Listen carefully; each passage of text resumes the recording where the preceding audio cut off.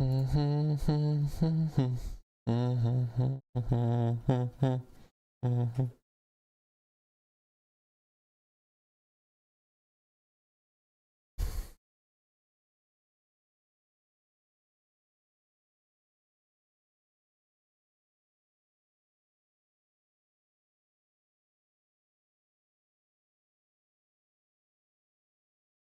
right, we are live, everybody. Welcome, welcome.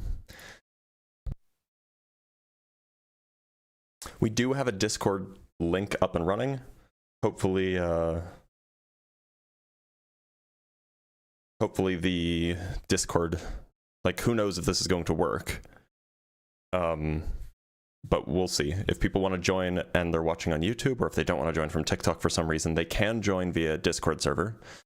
The Discord link is behind me in the horizontal. If you're watching on vertical, you're going to have to go to the horizontal. But yeah, we did just start, so welcome, welcome.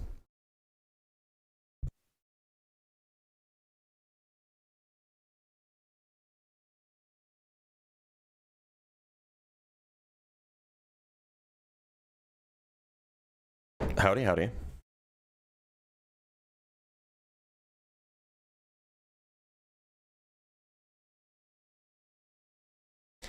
Happy Friday. All right, let's let people stream in, and we'll bring them in as they come in. We did just start, so give it a minute for people to come in. Is your specialization in QFT? No. It's very much not in QFT. It's in relativity.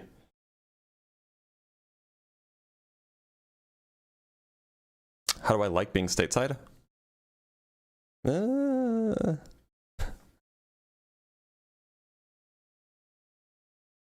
All right, let's bring up Illy Isn't Funny. I feel like I spoke with Illy recently.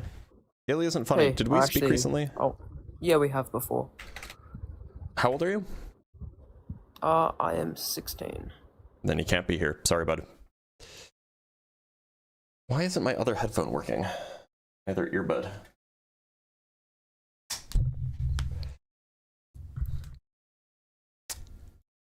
No 16-year-olders. No 16-year-olds allowed. It is forbidden. You have to be 18. It's a TikTok thing.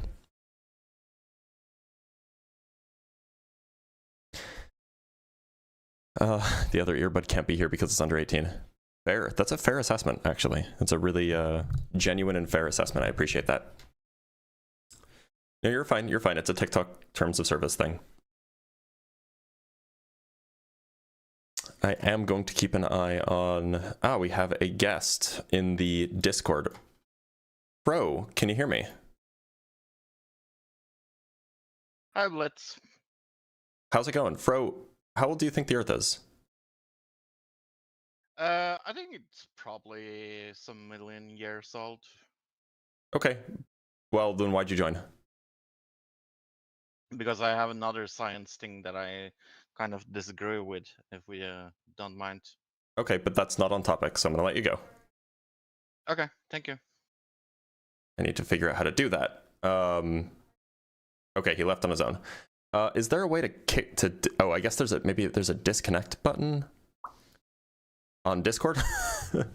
I guess I can always just drag people back into the guest waiting area.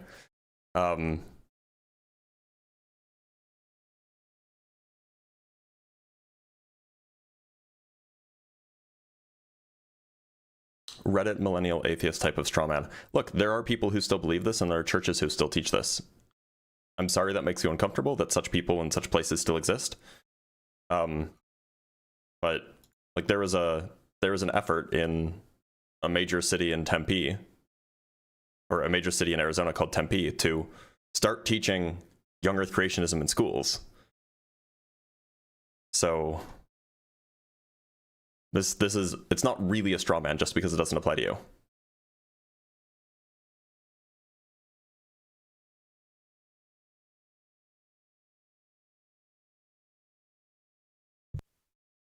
I'm a little quiet. Oh no, that was for the other guy.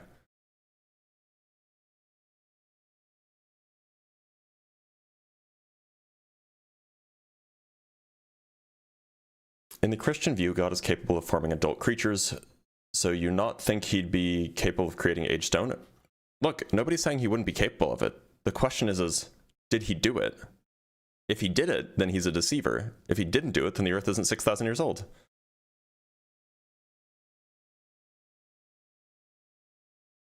My uncle is literally a flat earther because of the Bible, so yeah, people believe it. Yeah, it's like this is a real thing that really happens. It's an unfortunate part of the world we live in, but West Virginia is teaching intelligent design. Hold on, really?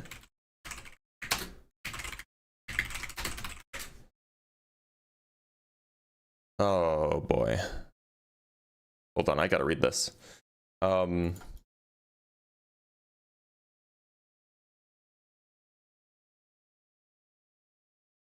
Okay, it's not quite what you say, right?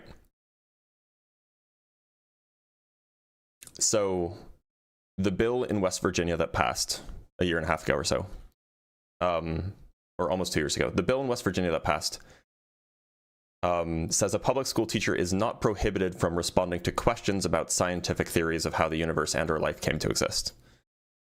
So the kind of intent is to open the door to intelligent design, but it doesn't say that they have to or that they should or something like that.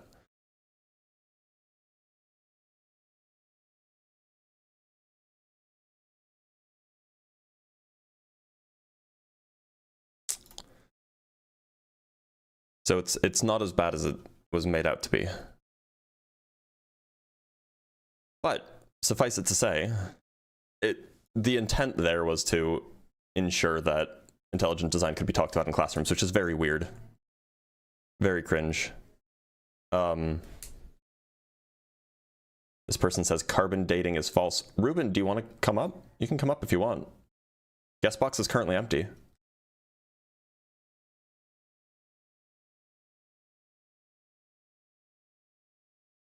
Let's invite up Ruben.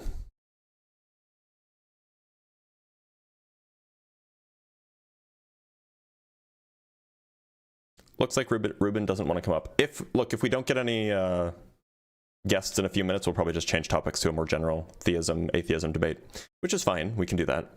But I always give it like 10 minutes or so before we change topics.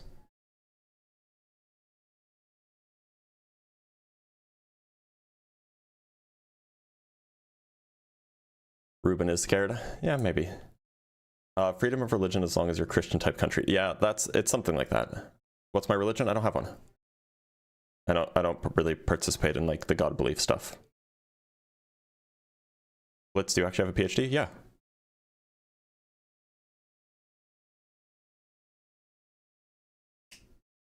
Are you a member of the tribe? Yeah.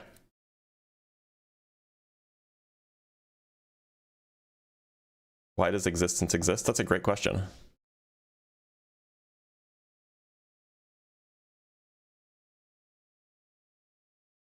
Maybe it doesn't. Maybe existence isn't a thing.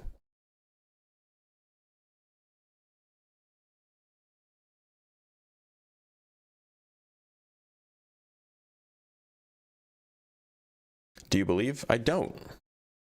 But even if I did, I wouldn't think that the Earth was 6,000 years old. Lead disproves early Earth. Shark Hornet. Oh, you can't join. That's a bummer.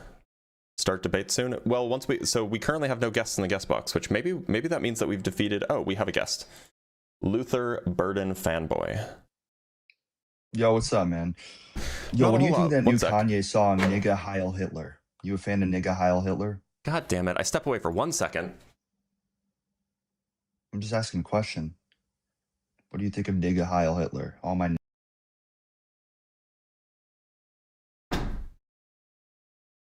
You step away for 1 second to shut the door, and guy comes up and starts defending Christianity by, talking about his favorite things. Maurer, how's it going? Yeah, I'm good, brother. Maurer, how old do you think the Earth is? So let me just make a quick point, yeah. So Can you we answer my believe in the question Big Bang. first?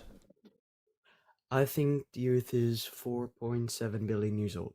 But Okay. Just But then we're not talking about yeah, whatever but questions you have just might not be on topic. Can I make a quick point about a creator or not a creator, real quick, right? That's not the topic, though. Then I'm sorry, but I'll come back.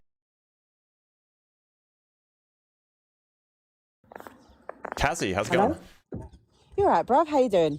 I'm doing all right. Cassie, how old do you think the Earth is? Right, so you got to look at what time is. Like, time is relative. We all know time is relative to gravity, and if you approach the speed of light, etc. Yeah, sure. But like, how old do you think the Earth is? Well, what if the first day was like 10 years long? So maybe I can clarify what I mean by this. How many times do you think the Earth has gone around the sun? I get that. I do get that. It goes round once a year. But like, so how many Depending- times do you think it's gone around the sun? But what if time is relative to the amount of time that it's been there before? Right, so that's why I'm not asking about time. I'm just asking how many times has the Earth been around the sun? Doesn't Yeah, have but that's anything to do with time. Well, yeah, it is. It's the same way. It's No, not like, really. you know what I mean? Like, basically, if time slows down, the Earth might take 2 years to go around the sun. Yeah, so relatively. I'm asking how many times did it go around the sun? Not how long it took to go around the sun. I'm just asking how many times. What, in 6,000 years? No, I'm I'd how say many? Look, 6,000. in my view, the Earth has gone around the sun more than 4 billion times. Yeah. How many times has I it gone agree with around that. in your view? Well, it depends. Like I say, if time is relative or not. I'm Like, not if asking time about how stretches- long it took for the Earth to go around the sun. I'm asking how many times has the Earth gone I around the don't know. sun? I wouldn't know. Okay, so you I have haven't been no around clue. since the beginning of time. It could I be haven't like been around- it could be like 100 times. It could be like 1,000,000,000,000 times. You have no idea. What I know from my experience, being a 44-year-old woman, I know it's gone around the sun 44 times. That's Okay. what I know. That's Right, what I've right. So how many do you experienced. think? I wasn't there. How many times do you think it's gone around the sun? Based off of the things you know about the world. Don't know. Okay. Could be. So I why'd don't you know. come up Let's then? have a look. Huh? Why'd you come up Why then? don't know? It doesn't sound like you think that the Earth is 6,000 years old. But at the end of the day, I can't dispute that either because I haven't been Sure there. you can. Huh? Sure you And can. it depends. Like, all right, for example, you know, when you're a kid at school, yeah, like the day takes long. Takes long. Now, when you've grown up, days are relatively shorter. The way you experience time. Look, Cassie, this isn't a question about time per se. This is a question about how many times the Earth has orbited the sun. Well, we'll go as many times as you want it. I don't know how many times. I wasn't there. Okay, But as well, many thanks for times being as here, you Cassie. She was trying really hard to not answer the question. That was crazy.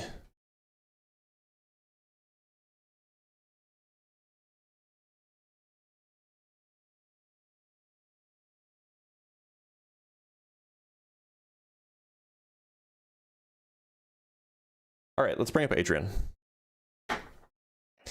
Hey, Adrian, how's it going? but I'm good. I'm totally a believer. 4.5 billion. I just had a question. Did it move like slower or? Sorry, Adrian.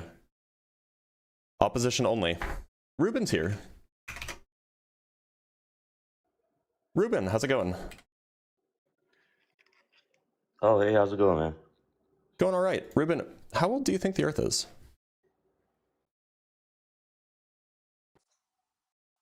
Hold on, can you hear me? I can hear you, yeah. Okay.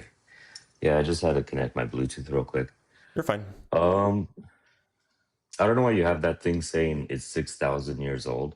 No, it says it isn't not 6,000 all. years old. No, I know, but I'm saying like you're saying it as if, how do I say, like majority Christians believe that, but No, I didn't say that. I actually. So then why would you choose 6,000 years old? Because there are a big chunk of Christians who believe that. Oh, okay, okay. Or, yeah, and 'cause I was gonna say, it's not exactly 6,000 years old from every Christian. Some will say it's 8,000, some will say it's 10,000. But the point is that it's like, on the order of thousands of years old for some Christians, and those are the people that I'm interested in talking to. So, Ruben, how old do you think the Earth is? Well, even though I'm Christian, I don't believe it's necessarily 6 to 10,000 years old, and that's just because. So, how old if do you you read- think it is? Well, this is also debated among Christians because if you read the Bible, Ruben, how it says, old do you think it is? I don't care about what other Christians think. I'm talking to you. I would say, I don't know, probably, I don't know, more than 50,000 years old. I'm not sure. Would you say it's believable that it's billions of years old? Oh, no, it can't be. Okay. Humans didn't exist on Earth.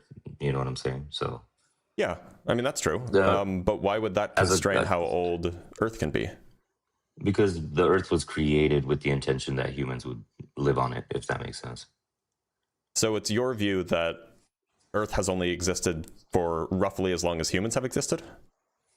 I would say so, yeah. Well, no, it was created before humans, but Well, right. So like roughly. So maybe it was like a week older than humans are. But well, we can't tell. You know what I mean? Because that's the thing. It's kind of debated among Christian scholars that because if you read the first book, obviously of Genesis, right? The very first word, it says, "In the beginning, God created heavens and the earth," and then He separated light from darkness. But He didn't create the sun and moon yet, so that's referring to something else. And then He created the heavens and the earth, and then it doesn't say that it was one day, you know, because after He creates every other thing, like, you know, life and stuff like that, then it says it was one day, and God saw that it was good and stuff like that. But so did you know when He creates the So What was Ruben, and this is just an aside, it's not super relevant for the conversation, but there is a modern understanding that the KJV translation, "in the beginning God created," or "in the beginning God created the heavens and the earth," that first phrase, it's understood by modern biblical scholars, even Christian biblical scholars, by the way, that's not a correct translation. It should, and you actually touched on one of the ways we know it's not correct.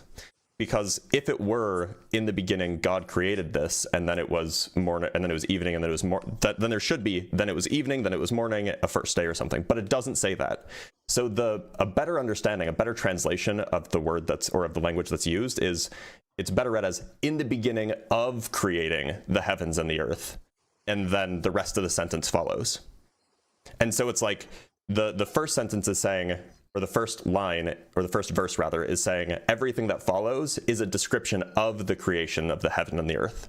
And so this is just saying, in the beginning of creating it, this happened, then that happened. So it's just an interesting understanding, and it really touches on this idea that the notion that there's not like, oh, there was a day and it was good, because it doesn't say that indicates to you that it actually wasn't described as this is the creation of the heavens and the earth, but rather it's a process. Anyway, it's an interesting thought.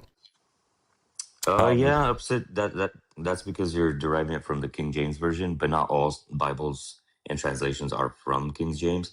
No, For what I'm example, saying I read the scriptures in Romanian. Yeah. So what I'm saying is that like what's the standard translation, which is "in the beginning," standard translation to English, "in the beginning God created the heavens and the earth," is an incorrect translation. A lot of people think that's correct. But you're saying that because of the King James version. No, but I'm telling you that's that just what's found in the King James version. If you look at the Eastern Hebrew, Europe- it's has- not that. Eastern Europe has Cornelescu, who translated it from the original Greek. So Well, it was it's not- originally Hebrew, though. I know, but I'm saying like the New Testament and stuff like that. But We're talking about Genesis, right? I know, yeah. But I'm just saying, So- it was different translators for different parts of the world. It's not one unified Bible. And that's fine. But if your translation is leading you to conclude that it says that the first verse is God creating the heavens and the earth, then that is an incorrect understanding of what the Hebrew means. Okay. It's better understood as "in the beginning of creating." So like if I was building a machine, I might write, in the beginning of me creating this, first I did this, then I did that, then I did that. And the I get whole what you're list saying. so that's at least the way that apparently modern scholars understand it. But that's neither here nor there. This is all to say, so you think that the earth is perhaps a bit younger than, a bit older than humanity? Yeah. Okay. Yeah, I'm just saying we don't know the exact age. You know what I'm saying? So anyone that's claiming fine. that it's exactly 6,000 years old is they're just going off of Adam's lineage. You know what I mean? And life. Yeah, So- sure. Yeah. No, that I understand. So my question is like, what leads you to conclude that the Earth isn't older than 50,000 or 60,000 or 100,000 years old or something like this? Well, because a lot of like dating and stuff like that, what you guys do is you guys go by like the sediments of the, like the layers and stuff. But then, we have those things called polystrate fossils, right? That go through Yep. several. In that case, it makes no sense because it's like, how can a polystrate go through so many layers? And then you're saying each layer is like, I don't know how many millions of years to create one sediment layer. That makes no sense. So just to be clear, So what would when you we say have about examples the- of when we have examples of the polystrate fossils, my understanding, and I'm not a geologist, I imagine you're not either, but No. my understanding is that those places, we don't think that the sediments are millions of years old, and then you have like this fossil in the middle. Rather, those particular sediments with the polystrate fossils are the results of rapid burials, but they don't occur everywhere. In fact, there are not polystrate fossils all over the world. They're very highly localized to a few different locations where we know ancient historical floods took place, like localized floods, but floods nonetheless. Yeah, but you're still admitting that, even something as simple as a flood with water pressure and stuff like that could, change the, you know what I'm saying? Like, well, but the look, sediments. so sediment layers aren't how you figure out the absolute age of something, right? Sediment layers, so once you know the age of a sediment layer, Well, then you can figure out the age of geologists- things after that. But you I need know, to but know. that's what geologists always, you know what I mean? Look, so do we agree that like if you have a layer on top of something, if you have two layers, the layer on top is going to be younger than the layer on bottom? Yeah, I guess. Like Unless maybe by like something 10 minutes. catastrophic happens, yeah. Maybe it's only younger by 10 minutes, but like certainly the stuff on top is younger than the stuff on bottom. And so sediment layers can give you relative ages, namely that this layer is older than this layer is older than this layer, which is older than this layer, but it's not going to get you an absolute age. In order to figure out an absolute age, you need to do something else. You need to do some sort of radiometric dating, or you need to do some sort of cosmogenic nuclide dating, or you need to do some other mechanism of dating to actually figure out how old the layers are. The layers only give you relative information. So when geologists... So then you would admit that carbon dating isn't that accurate? No, I wouldn't say that. Also, that seems kind of unrelated to what I was saying. My point is that when geologists say, oh, this layer is XYZ number of millions of years old, what they're saying is we have dated something in this layer to that age, and so that tells us how old that layer is. Okay.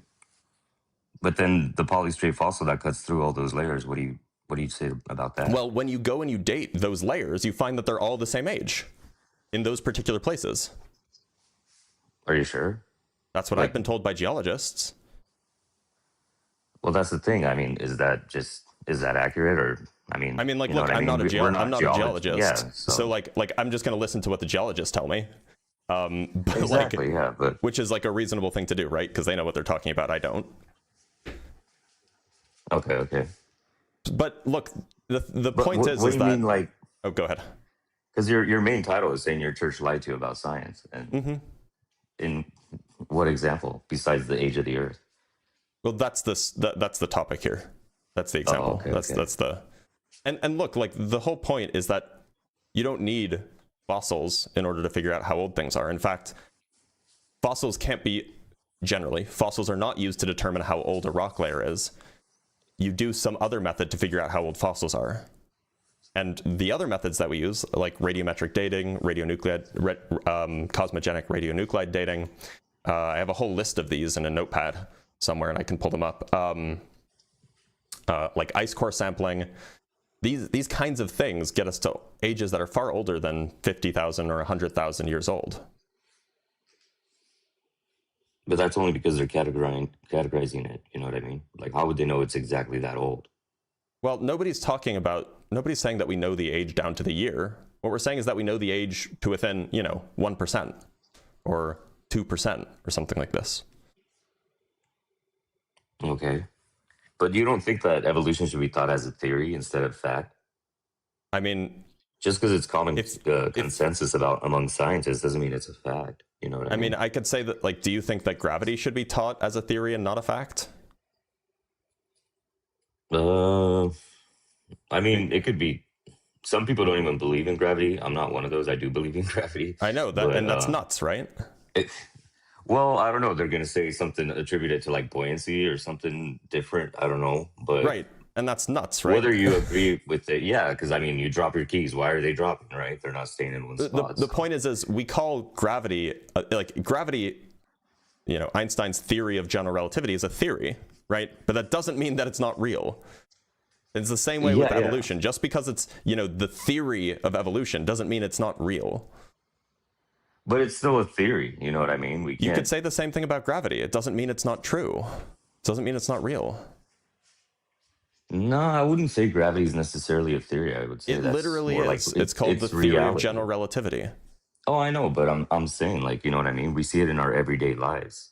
While evolution, we kind of don't. Well, I mean, we do. Because we don't even see, look, like, do you see any micro evolutions, like, happening among species or anything? Like, we don't, you know what I'm saying? We absolutely do. You think that microevolution has not been observed in the wild? I wouldn't say so. I don't think so. And by the way, it's not even clear what you mean by microevolution. But like, for example, there was like, there was an article that scale. You know what I'm saying? There was an article written there was an article written like 15 years ago, where they literally over the course of 50-ish years. Well, no, it was 15 years ago. So it was over like the course of 35 years. They saw the speciation. They saw the development of a new species of finch in the Galapagos. Are you talking about Darwin? No, this doesn't.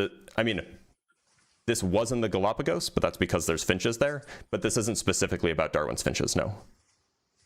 Okay, and what did they notice about the finches? Yeah, let me read this for you. And actually, I can just pull it up for you. I'll just pull it up. Nobody sees like any. What would you call like a small variation within a species? A microevolution, or is that? I don't know what you mean. Like so say, if you the know, a species bird develops a longer beak or something, you know, like something small. What do we call that? Because I'm not a scientist. I don't know what we. I mean, you could just like, you could call it like, I mean, you could just call it evolution, right? Okay. Well, I mean, you know what I mean? Like, yeah, it's not enough to consider it something else. It's not going to totally differentiate its. But evolution is not just about like when something grows 2 extra legs, right? That's not what evolution is. Anyway, so let me see if I can find the right. Yeah, so this is two groups of researchers have shown exactly how these mating differences, the first steps in speciation, can evolve in bird populations in less than 50 years. So we have. No, this is not the one that I wanted. It was this one. So there's Galapagos finches that were intensely studied since 1973. At that time, the Galapagos Island Daphne major was occupied by 2 finch species, the medium ground finch and the cactus finch. Then in 1981, a hybrid finch arrived on Daphne major from a neighboring island. It was a part ground finch, part cactus finch, and quite large compared to the locals. It also happened to have an extra wide beak and an unusual song, a mashup of the songs sung by ground finches in its birthplace and on Daphne major. The immigrant paired up with a local female ground finch, who also happened to carry some cactus finch genes, and the Grants followed these birds' descendants for the next 28 years. So this is the backdrop for what they observed.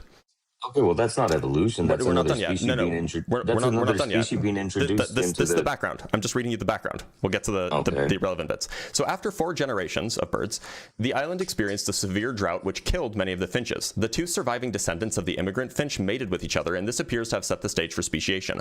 In December of 2009, the Grants announced that since the drought, the new lineage has been isolated from the local finches. The children and grandchildren of the survivors have only produced offspring with one another. Several factors probably contributed to the isolation of the new lineage, since males mainly learned the songs as juveniles in the nest. The immigrants' male descendants also sang a strange mixed song, blah, blah, blah, blah, blah. And so we have, you know, it says both the blackcaps, which is the other example, and the finches demonstrate the important role that behavioral shifts may play in the early stages of speciation, as well as in many ways these shifts can arise. And so what they're describing here is speciation. That you have a new type of finch that doesn't mate with the other finches. I wouldn't say the same thing, dude. If you introduce another finch from a different, like say it migrates into this situation and then the other ones die off, it doesn't mean. No. So, I mean? But this is a new kind of finch. It's not the same kind of finch as the one that migrated from mating with the local finch. That, you know what I mean? Did I miss something in the? Yeah. In so the story? Look. So there were 2 finch types on Daphne major, and then there was another finch that came over from another island, and it was sort of like part ground finch, part cactus finch, big, a little, and different in a number of ways. And then there was a drought that killed off a lot of the finches, And there were only 2 surviving descendants of the immigrant finch, so the finch that came from the other island. And those 2, that lineage, it no longer mated with the other finches. Despite being related to those other finches, it no longer could mate with them. So there was one immigrant ancestor finch, and then there was a whole bunch of other finches that, like, you know, were native to the island. And so that immigrant finch mated with the native finches, and their descendants no longer mated with the other finches that didn't have any immigrant DNA in them. Okay. And that's what we call speciation, or at least the beginning part of speciation, right? Where you have genetic isolation, where you have that 2 species or 2 communities, 2 lineages no longer mate with each other. Okay, but I don't see how that would prove, you know what I'm saying? Like a new species. What do you think a distinct species is? Well, I don't know like the exact scientific way to describe it, but you know what I mean? Like among big cats, obviously there's a difference between leopards and tigers. Those are species, you know what I'm saying? Look, so there isn't like a hard and fast definition on what a species is, but generally speciation is described as when you have 2 different communities or 2 different, you know, groups or lineages of organisms that either can't or no longer do reproduce together. Okay, but I mean they still can, even though they don't. I mean, that's just, you know, well, it's not clear it's not clear that they can, by the way. Because they did in the past, that's the thing. Just because they did in the past doesn't mean they can now. I know, but I'm saying, like, you know what I mean? They can. But the point is that even if they can, if they don't, that is one of the ways that we categorize distinct species. Well, yeah, but that's what I'm saying. This stuff is so rare that obviously they made an article about it and it made the news, you know what I'm saying? But I'm just saying it's so rare that it doesn't really happen that often. Right, but your original example was merely that it doesn't happen. Now you're just saying that it doesn't happen often. Yeah, but also I don't know how to put, like, you know what I mean? I don't see how that would, I'm trying to think like I don't see how that would necessarily describe like creating a new species, you know what I'm saying? Like it's derived from, but not necessarily new, you know? Look, so okay. I mean, in some sense it is new because that lineage didn't exist before, right? Yeah. So how is it not new? Well, it is new, but I'm saying it doesn't come out of nowhere. You know what I mean? It didn't just happen on its own. Evolution, well, it did happen on its own. There was no human intervention. But beyond that, like, the evolutionary process is not just like spontaneously out of nowhere. Like, there are mechanisms that produce new species, new genuses, and so on. Yeah. So yeah, I like, get that. this isn't out of nowhere. This is exactly the kind of way that we think evolution happens anyway. It's at least one of the mechanisms. Yeah, or I should say speciation, which is, you know, one of the ways that evolution can occur. Yeah. I guess so. I mean, you know what I'm saying? There's not much to say about it besides, like I said, it doesn't happen from nothing, but that's not part of evolution. The claim isn't about evolution is not that it happens from nothing, right? I don't know. Like evolution, it's all about like, you know what I mean? Like millions of years it takes for something to evolve. Look, so typically evolution is a slow process. The reason why we don't have a whole lot of records of the kind of thing I just described to you is because it's a slow process. And because when it is a fast process, which happens very rarely, we will probably end up seeing it if we're around. And this was a particular example. So evolution is driven by, it's typically called natural selection. And the example that was given here, the example that I just gave you, is a great example of how rapid, dramatic changes in an environment can drive speciation events. Because what caused this to happen was that there was a huge death of many finches. And so the populations dwindled dramatically, which means that you could have speciation happening just from individual distinct lines. Yeah. I guess in this case, it's kind of pretty cool that you said it happened over, 30 years only or something like that? Yeah. So that would be considered pretty fast. But also, like, okay, the birds no longer want to mate with each other, but are they different in any ways? Like their capabilities, anything like that? Or is it just... I mean, yes, they are. Like, they have different like size beaks, and they have different songs, and they have different, different genes. It's not clear what differences you require in order for you to consider them to be different. But the important point is that just because it's not even clear, they don't even say in the article if they can mate with each other. But just because they could mate with each other doesn't mean that they're not different species. Right? I mean, there are examples of species like the rhesus monkey and the long-tailed macaque. They can have viable offspring even though they're distinct species. Oh, okay.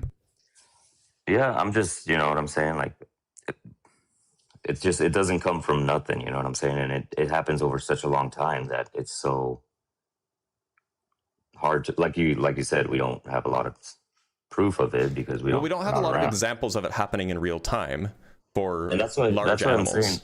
But that doesn't mean that we don't have proof of it happening.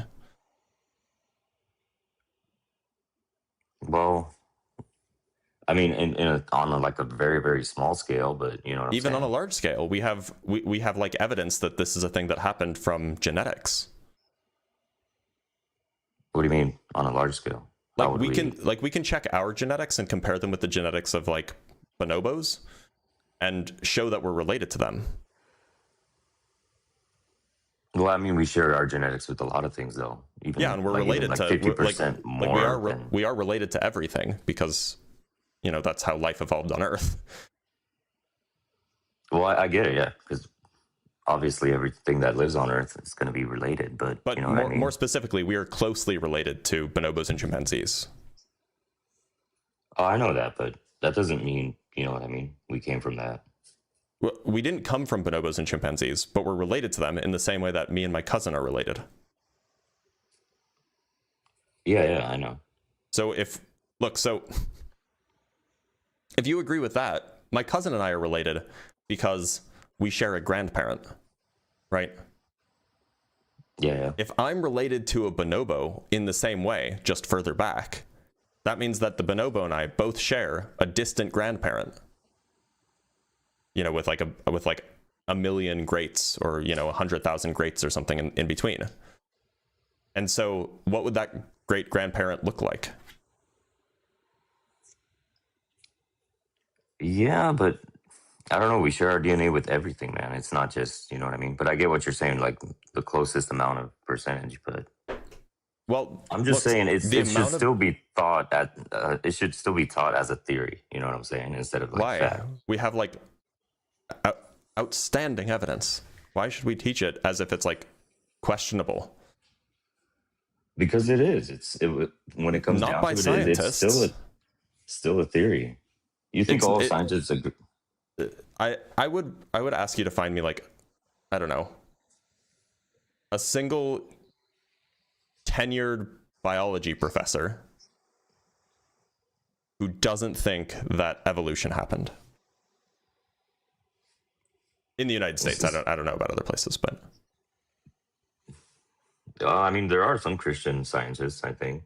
There are lots of Christian scientists, but almost exclusively, they think that humans evolved.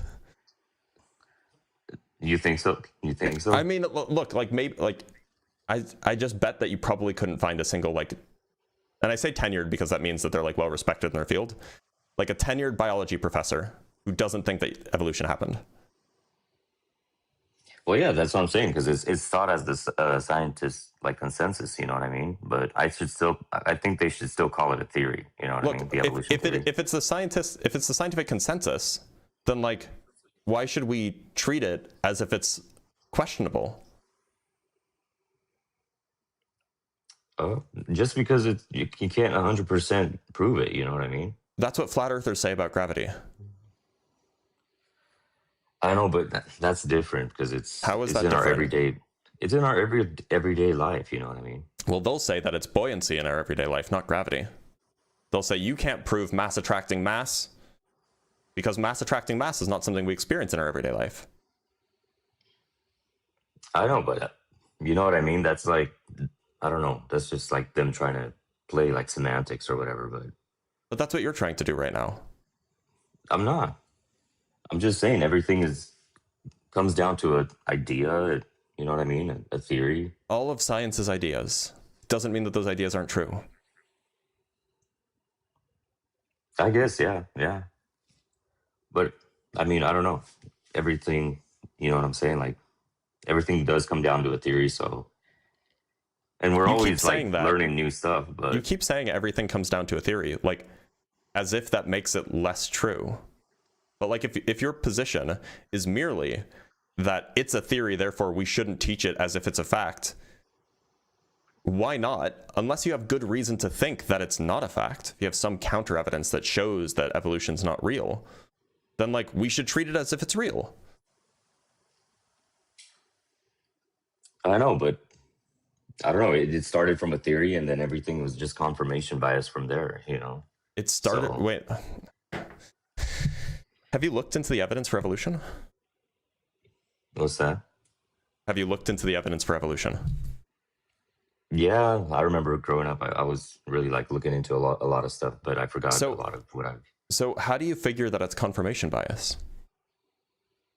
Because when you go looking for something, you know what I mean? You go looking for something with a theory in your head, you're going to highlight things that are going to back up your theory, if that makes sense.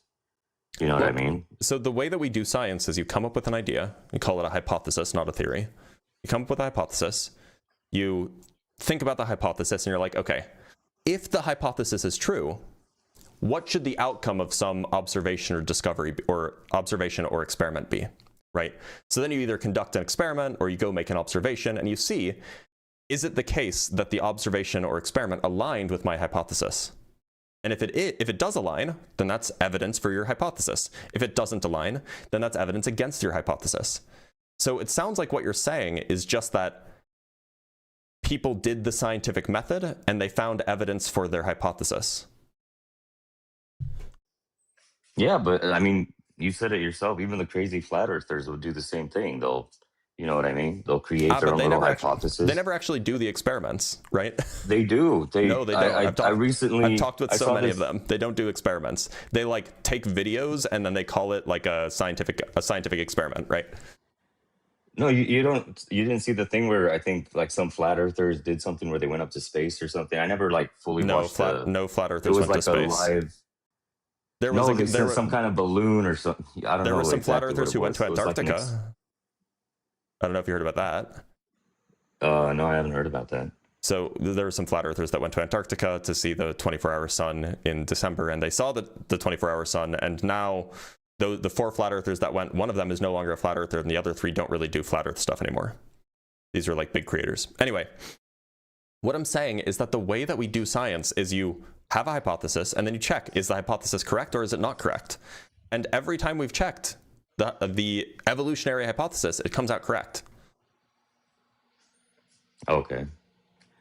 In fact, there was actually something kind of remarkable. This happened in 2002, I want to say. Let me just get the date right. Which was like a huge, I guess it was 2004. So, surely you've heard of like surely you've heard that, like, you know, where's the missing link between fish and animals? What do you mean? What do you mean the fish crawled out of the oceans? And so, like, that's actually a reasonable question. If evolution is true, and if the organisms on land evolved from like ocean and water-based organisms, then there should be a missing link that connects the water-based organisms, like the fish and stuff, to the land-based organisms. And so we already have amphibians, right? Well, no, I mean, there should be something like a fish-like thing with legs, for example. Yeah. And amphibians aren't really that. Like frogs aren't really fish-like things.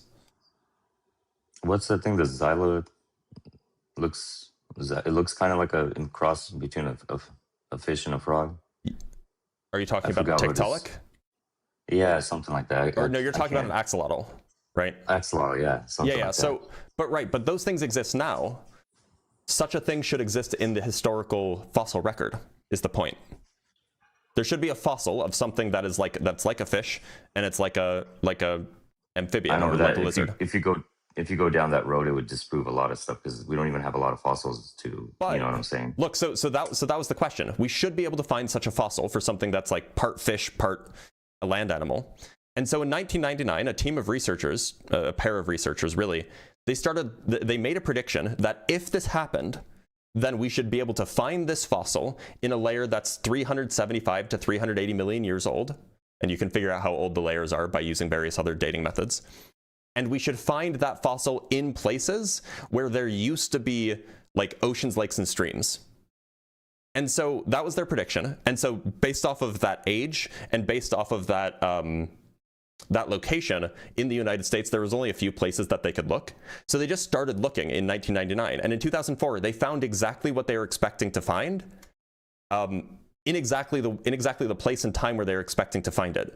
And they found Tiktaalik, which is a fossil that's 375 million years old. This is what the fossil looks like. It looks like a bony fish, except it has arms. And I can show you like a recreation, like this thing. This is what they found. They found the fossil of this thing before they knew it existed. They predicted that it would exist in a certain place at a certain layer, and they found it in that place at that layer. Okay. Which is kind of, it's like a remarkable success story for the evolutionary hypothesis, right? Yeah. And if evolution was false, why would they then find that in the place where they thought it would be? Well, no, I mean, yeah, I guess that's pretty cool. I didn't know about that. Yeah, you should look into it. I mean, Tiktaalik is and it's even recent history. It's like, you know, they discovered it in 2004, so it's not even that long ago. So it's really neat. Ruben, is there anything else you want to talk about, or should I just move on to the next guest? Yeah, no, I only came up because I disagreed with the statement of the 6,000-year-old, and I wanted to let you know that not all creationists believe that. But that's man, it was nice talking to you, man. Likewise, Ruben. Thanks for being here. All right, have a good one. All right, let's read some super chats and we'll move on to our next guest. We have some guests from Discord. I'm going to try that out next. So from a Barnabas with the $5, stay safe to all the people in the path of this storm. Currently preparing myself. Thanks for the live to have as a background. I will be traveling into the storm on Sunday, so we'll see how it goes. From Eric S with the $5, propaganda is when that lady takes a good look at something. Indeed, that's a propaganda. That's funny. From Discordant Rhyme with the 7 Canuck bucks, saying you accept microevolution over macroevolution is like saying you accept seconds but not millennia. Yeah, that's the issue. But he wasn't doing that, right? I appreciated that he wasn't doing that. From Collapsitalism with the $2, well, thank you for the $2. I understand that you hate money. I don't hate money. I mean, like, you know, I wish that money didn't exist, but like, you know, aside from that, it's nice to have because it makes your life more comfortable. And again, $2 from Collapsitalism. Caller has never had an idea in his life. Look, I think that he had things to say and had thoughts. From Nobody on Fire with the $6.67, it's against bird law to claim flurfs do science. It's also against tree law in my understanding. From Joshua Everett with the $5, theory just means model of how this happens. Sorry, theory just means model of how this happens in this context. We already know that evolution does happen. Yeah, it's exactly that. $2 from Might You Find It Interesting. You axolotl questions, axolotl. It's funny. From Gretchen with the $3, the tragedy of being this willfully oblivious. Look, he actually seemed willing to accept new evidence. Hopefully he'll think about it a little bit and maybe change his views. From JM with the $2 with the thumbs up. Thanks, JM. I appreciate the thumbs up. From C-Bar with the $5, thanks for the W. And from Mindforged Manacle with the $2, Blitz the Storm Chaser. I just happened to be going to New York for a conference on Sunday, which is not great timing. All right, let's try a guest from the Discord. Joshua Hintz, can you hear me? Yeah, I can hear you. Can you hear me as well? I can. Joshua, this is a new thing, so I'm glad it's working. Joshua, How old do you think the Earth is? I believe in the Bible. You believe in the Bible? So Okay. So I assume around 10,000 years. Okay. Actually, can you give me just 1 second? I want to try something. So just letting you know, the other guy waited longer than me. Oh, he did? So I was yeah. Do you mind if I take him then? I'll put you back in the guest waiting area. Yeah. Okay. It's fine. That was very sweet. Latte, can you hear me? Latte? Latte? Latte?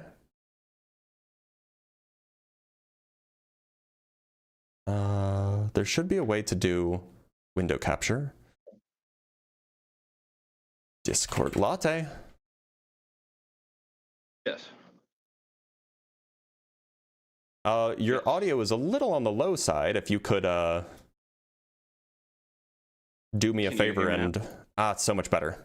Yeah, if you could just give me 2 seconds, I just want to try adjusting something.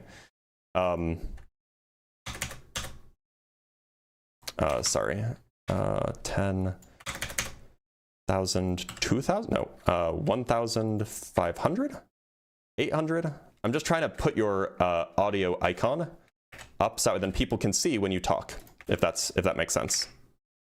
Okay. And then bottom will crop up 200, maybe 300, maybe 350. Nope, 340, maybe 330. Okay, that's good.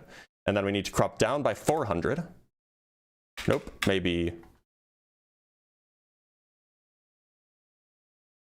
500. 580. Oh, we're almost there. We're almost there, y'all. And then we just got to crop left by like 50, 150. No, 80, 100. There we go. Okay, I think that we're in the clear. It's good enough. All right, Latte, thanks for being here. Latte, how old do you think the Earth is? Without a geologist, I kind of follow that same, 6 to 10,000 year span. And the reason why is... Well, I mean, it's, just from being a Christian, I guess you could say. Oh, your audio is... Your audio is on... Oh, actually, maybe I can turn you up. Try again. Can you hear me now? I think so. Having a hard time hearing me? No, I think that's better. Okay, yeah, it's better. Okay, great. Right, so you said that you believe the Earth is 6,000 years old-ish because of the Bible. Yes. Okay. Now, look, there's a lot of ways to figure out how old something is. Surely you agree that, like, forensic whatevers can figure out how long ago a murder took place without having to be told how long ago the murder took place, right? Right. So my question is, why can't we use science, perhaps similar techniques as forensic scientists do, to figure out how old the Earth is? Why do we need to rely on the Bible? Well, I don't think that you necessarily have to. I mean, that's where we start. We kind of, go from the Bible and then try to see what the science is backing up with that. But what if the science disagrees with it? Well, I just feel like, science, I've heard some problems with carbon dating and stuff like that. That's how they determine how old the Earth is, right? No, carbon dating isn't involved in that at all. It's not? No. So when they get a fossil and they carbon date it and they're like, they don't carbon date fossils. They don't carbon. What do they carbon date then? They carbon date. They carbon date like old human stuff and like animals from like, the Ice Age, which was like 10 or 20,000 years ago. Carbon dating is really useful for figuring out how old, like when specifically within like 10 or 20 or 30 years, like something happened in the last 5,000 years, for example. So they only carbon date stuff within like 10,000 years, is what you're saying? Carbon dating only goes back 50,000 years at best. Okay. Well, so first off, I just wanted to say I appreciate your, not, usually making people feel stupid and, calm demeanor and all that. That's a kind of a breath of fresh air from where people are normally at. I was in the chat. I didn't say anything wrong. Got banned from there. Wasn't in caps or nothing, and was having a polite debate with somebody on there. Well, so I don't really appreciate that. Just as a, and this is just advice for everybody. If you get what you think is wrongfully banned or wrongfully muted or whatever, the place to appeal is go to the Discord server, and there is a place to appeal bans and mutes from if you got banned on TikTok, if you got muted on TikTok or on YouTube. That's the place to go. The mods will take care of it. Okay, no, I just was putting that out there. But as far as, so evolution and the Earth being millions of years old kind of go hand in hand, right? Yeah. Okay. That's so, just to be clear though, you don't, like, it could be that evolution is wrong and the Earth is still billions of years old. It could be that there's something else that we don't understand that caused life to be on Earth, and the Earth could still be very old.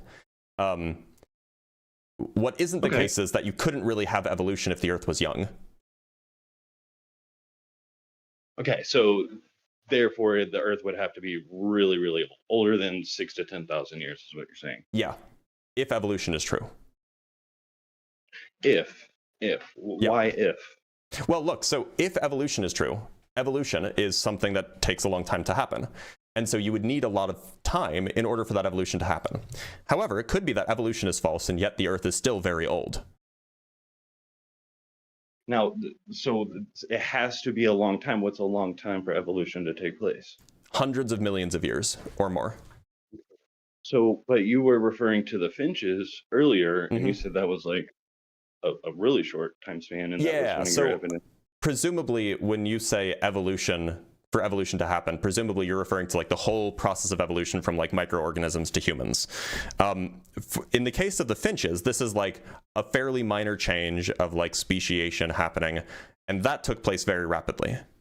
But that's not the kind of change that we're talking about when we're talking about, microorganisms evolving over hundreds of millions of years to get to where, you and I exist now. But you were citing that those two finches mating and having offspring was a indicator of evolution. Yeah, it is. So look, in the same way that like counting from 2 to 3 is a version of counting, but it's not the same as counting from 1 to a trillion. They're both counting, but one is the whole story and the other is just a very, very small part of it. Okay, but in that same instance, so one breed of dog and another breed of dog have another breed of dog. Is that the same thing taking place?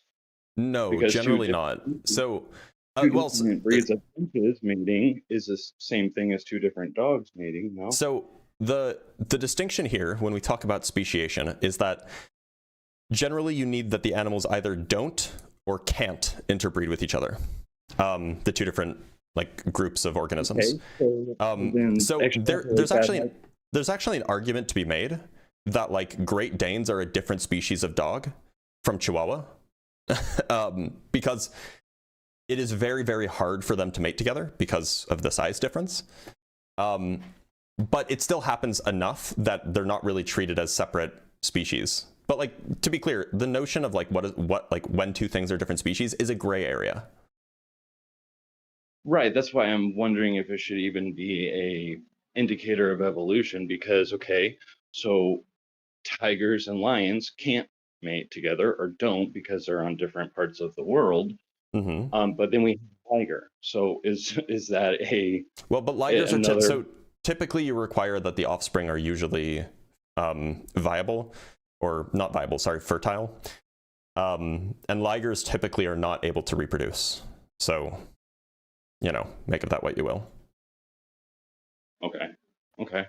But for what it's worth, like, we don't need to look. The only reason I brought up the example of the finches is because it's like a pretty stunning example of what we think of as speciation happening in real time. And it's the first example I've heard of that. However, we have examples of more substantial evolution happening in other cases that we're familiar of. Like there's this long-term E. coli experiment where you have the development of a genuinely new trait amongst certain kinds of bacteria over human lifespans. And so that's like a pretty substantial development, right? I think the whole Christians and scientists kind of clash because I don't know if you've ever seen the Ben Stein documentary Expelled. It's kind of like on the the subject of evolution. No, I haven't. And it's actually pretty good. At least be a good watch. But it shows very many reputable scientists, whatnot, and he's basically going on there trying to challenge him on it because he's a Christian or whatever. And one of their things, explanations of how life began is like bacteria was on the backs of crystals, and then that changed into bacteria in the water, and then fish crawled out of the water with arms and legs and everything else. Now with Christians, like one of the talking points we're given is there's never been any transitional forms found. There's Are you never sure about been, that? Didn't I just give an example of that? It's the other guy? I must have missed that. It's possible that you did. Have you heard of Tiktaalik? No, I have not. Here, you probably can't see my screen, actually, now that I think about it. So I'll bring it up just for the audience because they can see it, but I'll just tell you about it. So there was a question if we would ever find a transitional fossil between fish and four-legged animals, right? Because fish don't have legs, famously. And four-legged animals do have legs. And so there's a question of whether we would ever find a fossil that has such a thing. And in fact, if it was the case that evolution was true, we would kind of expect that, at least plausibly, that we would find that fossil eventually.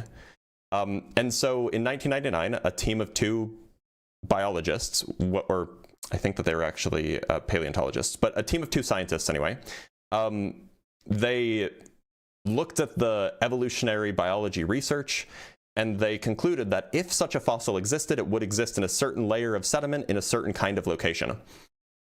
And they came to this conclusion, or they made that prediction in the late 90s. And then in 2004, after 5 years of searching, in the place that they looked, in the place that they predicted it would be, they found it. They found Tiktaalik, which is a hybrid, it's not a hybrid species, it's a transition species between fish and four-legged animals. Okay, I'm not as smart as you, 100%. But why would that be? What makes that a transitional form? Because it looks half like a fish and half like a four-legged animal. It looks like it. Okay. How else are you gonna categorize if it's a transitional fossil? So you just go by and look. So anatomy is like a thing that you can do, right? Okay. So there's no chance that it is a completely new species never discovered before, like we find in the ocean every day. New species. Except it's not a fish, right? What do you? It's not a fish. What do you mean?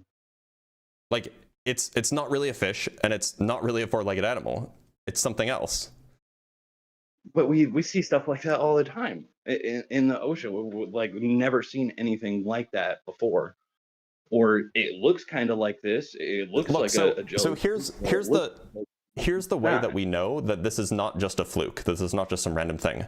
Because using the observed evolution, or the observed fossil record, I should say, of four-legged animals, they predicted what layer of the sediment it would be found in based off of how long ago this transition should have happened.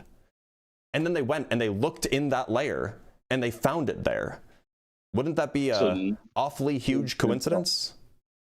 Yeah, I mean, yeah, it would be a huge coincidence. I'll give you that. But at the same time, like that, it's not possible that was a coincidence. It's not possible that that's just a new species never discovered before. Look, lots of things are possible, but in science, we don't just deal with the possible. We deal with the plausible. We deal with what's likely. And so, like, this is a good example of evidence, right? Some scientists will tell you that God is plausible. So Look, you can that- believe in God and also believe in evolution. They're not you mutually can't believe in exclusive. God. No, they're not. Do you ever heard of theistic evolution? Yeah, I think that we just agreed with each other. I said you can believe in God and also believe in evolution. Oh, sorry, I thought you said they were mutually exclusive. No, sorry, they that's are my not bad. mutually exclusive. Okay, So, but- like, yeah, plenty of scientists believe in God. They very well may say that God is plausible. I have a feeling that most scientists will not say God is plausible on scientific grounds. But here we're talking about whether or not the claims of evolution, with its predictions being confirmed, are plausible. And it I is mean, like the example that you cited is one not the only example. Example of that. Okay, what's the other example? We have like, I think 10 different transitional species between humans and Australopithecus that we found fossils for. So between humans and monkeys? If you would consider an Australopithecus a monkey. I like I said, I'm not as smart as you, so I really don't know what that is. It's like a, it's hard to, you would probably just call it a monkey. I mean, humans are kind of monkey-like. We're just not very hairy. But like, yeah, we have like 10 different species between Australopithecus and humans, and you can see, yeah, they're primates. You can see the change over time of these different species as they get closer and closer to modern human. We also have transition species between dinosaurs and birds. There's a famous one called Archaeopteryx. Like there's a lot of these things, right? Oh, there's also the famous ones from land animals to whales, because whales didn't evolve from fish. Whales evolved from land animals that then went back into the ocean. So like there's Pakicetus, Ambulocetus, and then there's one other that I can never remember the name of. Let me pull it up really quick. There is Pakicetus, Ambulocetus, and I'm not seeing the thing I was thinking of in the list. But anyway, these are like four-legged animals, and we can look at their fossils over time as their limbs get less and less sophisticated and get closer and closer to fins and become more and more aquatic. We can see these transitions happening in the fossil record. Yeah, I've never seen that, so I'm definitely gonna have to look into that.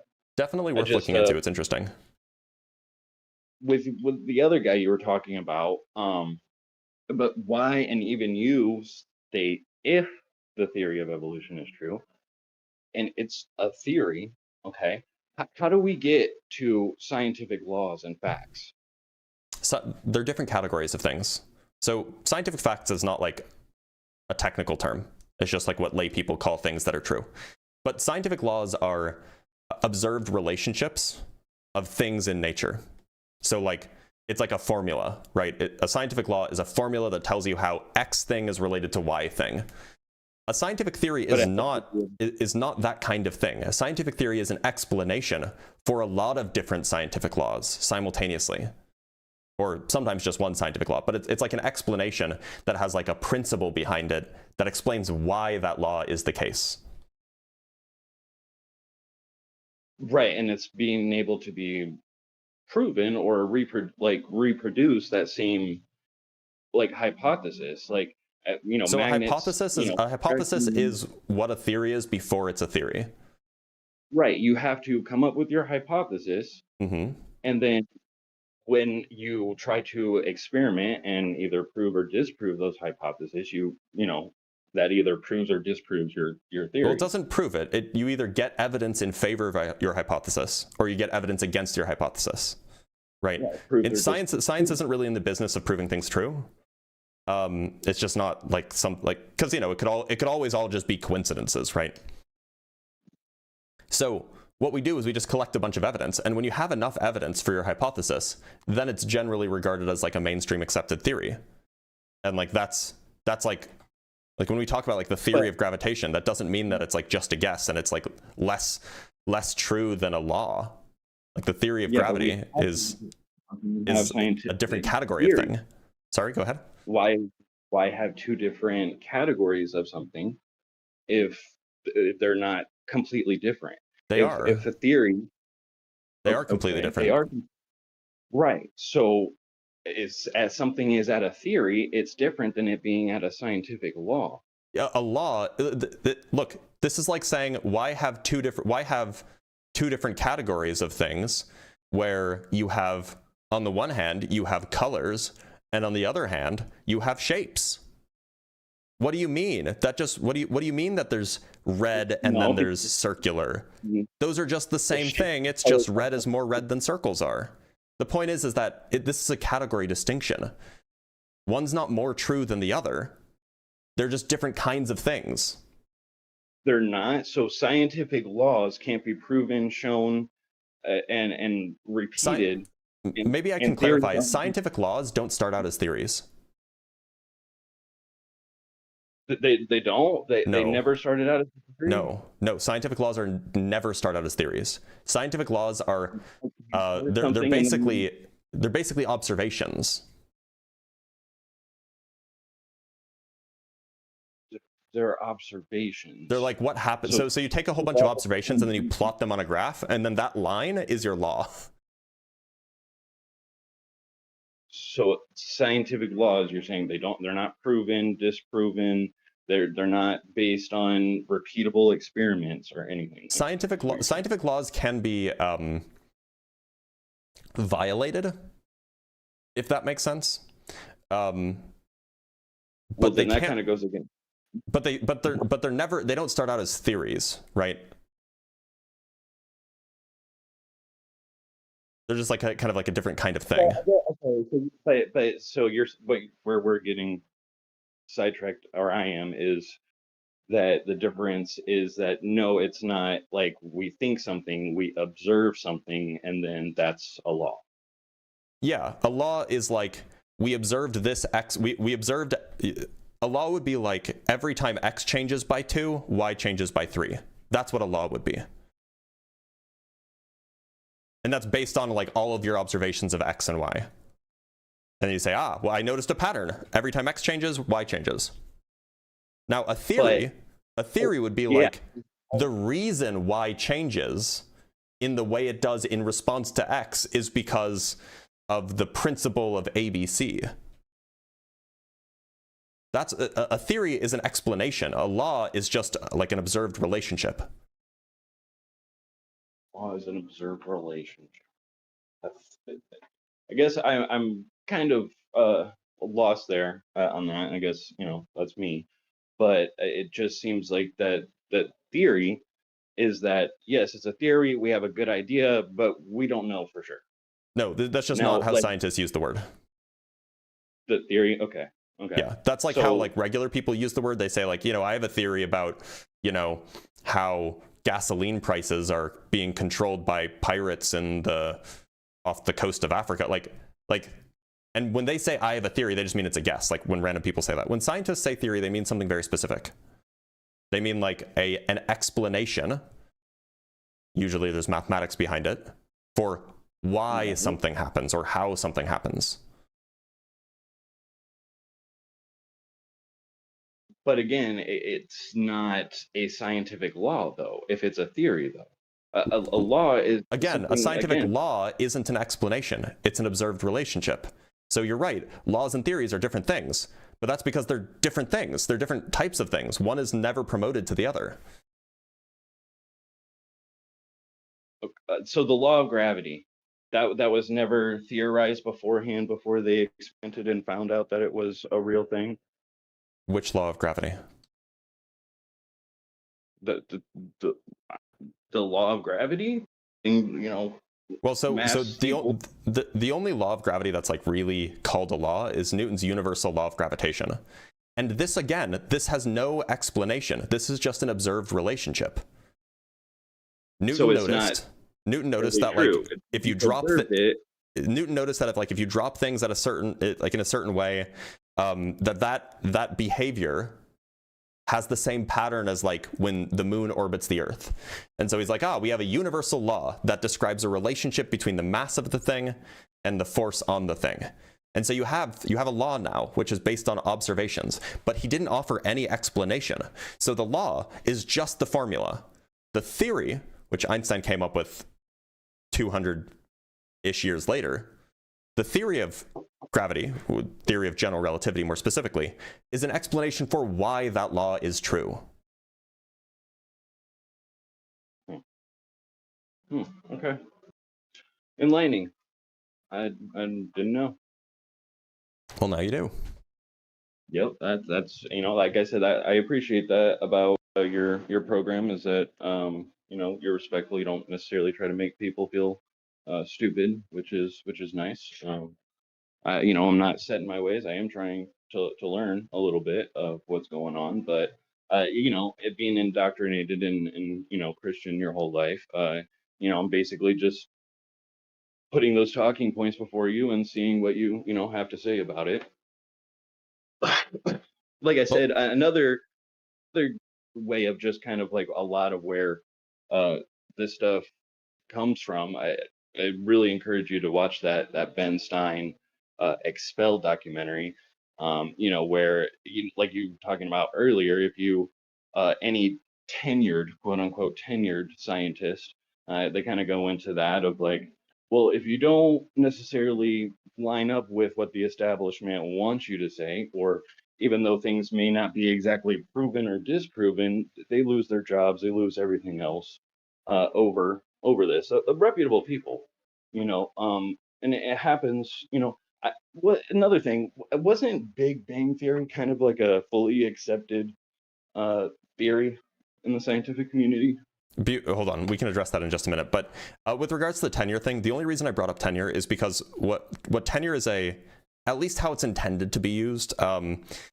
This has changed fairly significantly in the last 5 or 10 years, but at least the way it's intended to be used is that you have shown your competence in the field to be, to be given a permanent position and to be given kind of like free reign to do your own research, because they trust that you will conduct research that is beneficial to the field. Whereas if you're not tenured yet, then it's not clear that like you have, that you have the capability or the willpower or whatever it might be. Basically, the reason I say tenured is because it's like a good proxy for how respected somebody is or how seriously somebody is taken in the field. That's all. But with regards to the Big Bang, like Harvard and Stanford, they worked there and were tenured for a long time. And if they were tenured, then they wouldn't have lost their jobs, unless they sexually assaulted a woman. They disagreed with the theory of evolution, and they more agreed with the possibility of intelligent design. I mean, so they wouldn't have lost their jobs for that, because that's what, like, the whole point of tenure is that you don't get fired for having academic, positions. So, like, I'm very skeptical that they were actually tenured. Multiple people. Can you give me some names? I'd have to go watch, look at the documentary and look at what their names were. So, maybe I'll look up Stanford tenured professor. I'm just going to Google this. I'm curious. Stanford tenured professor fired, creationism, something like that, maybe. Maybe from Expelled documentary. Expelled documentary. Okay.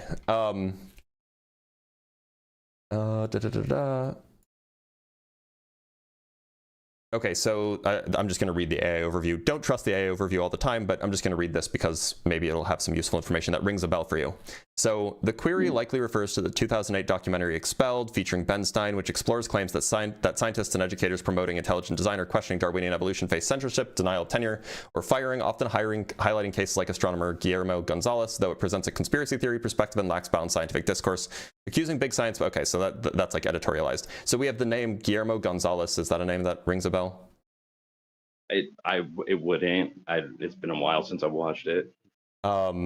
Hold on, let me pull up this guy. So Guillermo Gonzalez, the astronomer, he is a proponent of the pseudoscientific principle of intelligent design and research scientist at the University of Alabama in Huntsville, senior fellow of the Discovery Institute.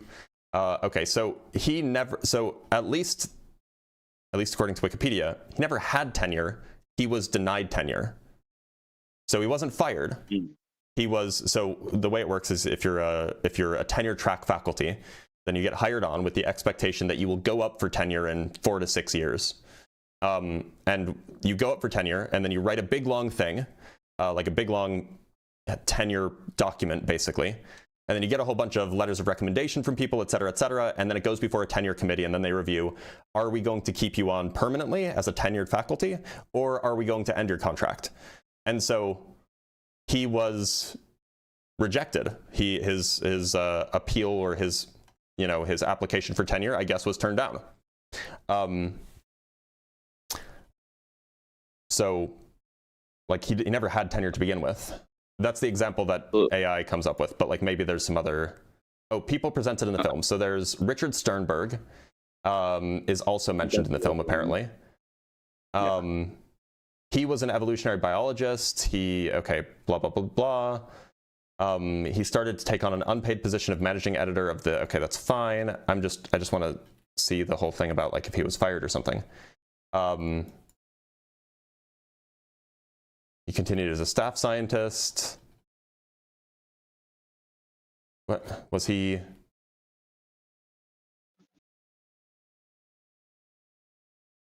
I don't think that he was fired from anything.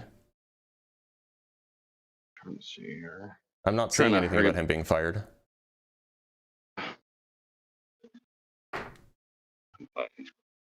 Let's see, there's somebody named Marks too. Sternberg.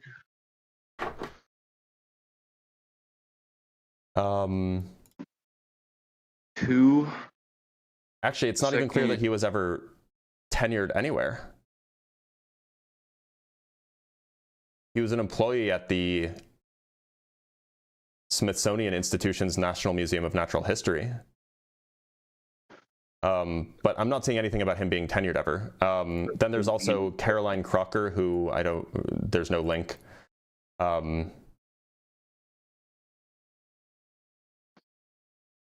Okay, so she taught at George Mason. I guess she was a, okay, what's the actual backstory? Did she actually have any?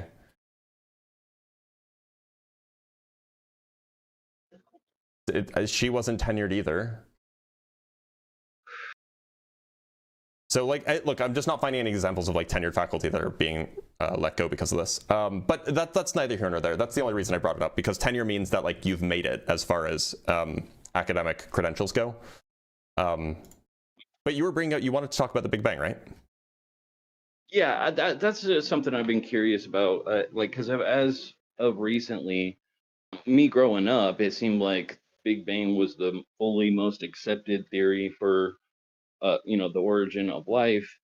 And now it seems like I hear a lot more of like science. They've kind of gone away from that. They don't really think that that's the most possible explanation. And now that they've kind of done away with that. So there's kind of two things that happened here, and I can explain this, and then I'll probably let you go to bring on another guest. But there's kind of two things that happened here. So on the one hand, there's the version of the Big Bang that was proposed in the 1920s. And this was that the universe began, like actually began, at some point in the distant past with a very, very small thing that then erupted, right? That then expanded rapidly or whatever. So that's like the original idea of the Big Bang.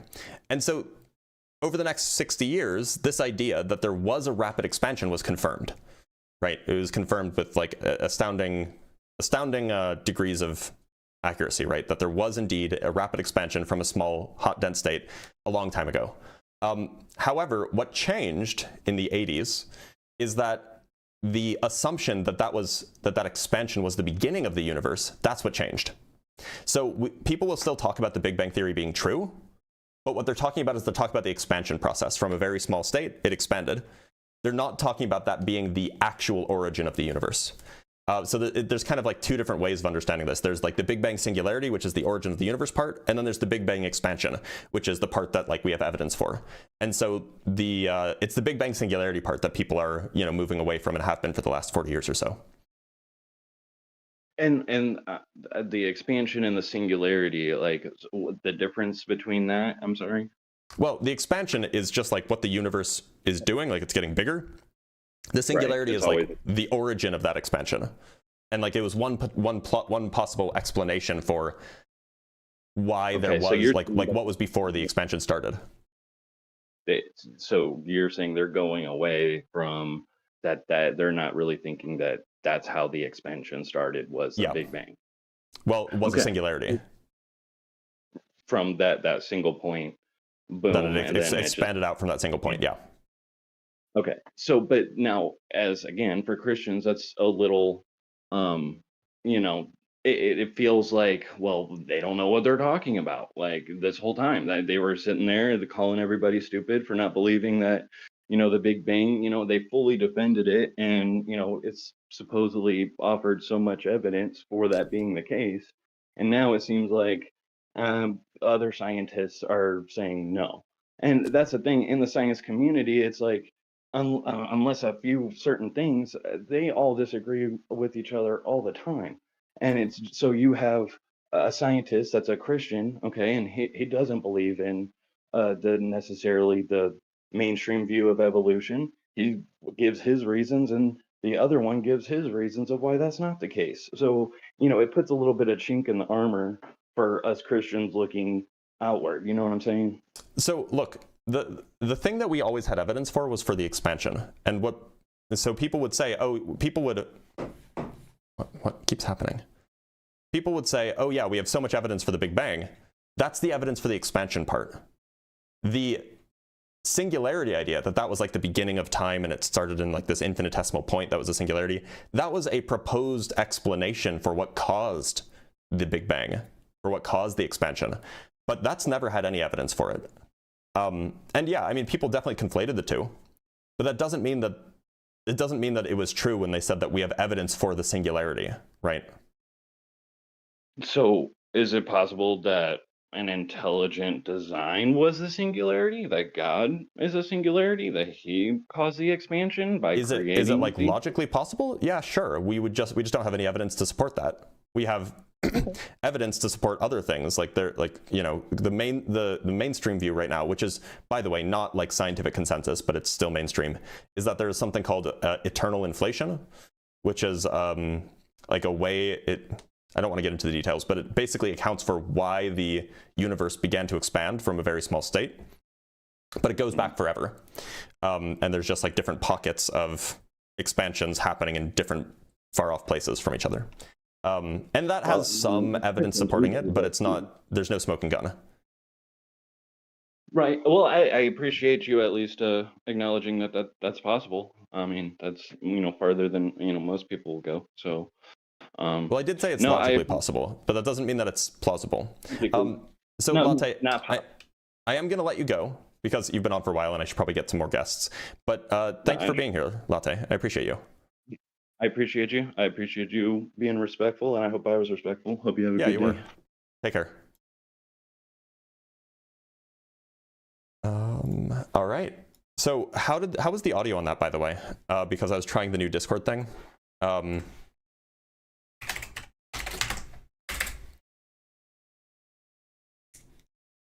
Quiet compared to me? Okay, well, hopefully I can make it. Okay. Okay, let's bring up Joe Dow.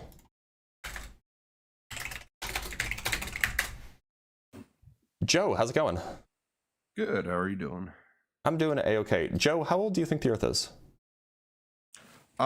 It's a little complicated. I do believe that it's around that 6,000 since Adam, but in the same sense, God created Adam mature, he created trees mature, he created the Earth mature, and the universe mature. So, because he created Adam as an adult, and he created trees and fruit and all of that he could already eat. It didn't start from infancy.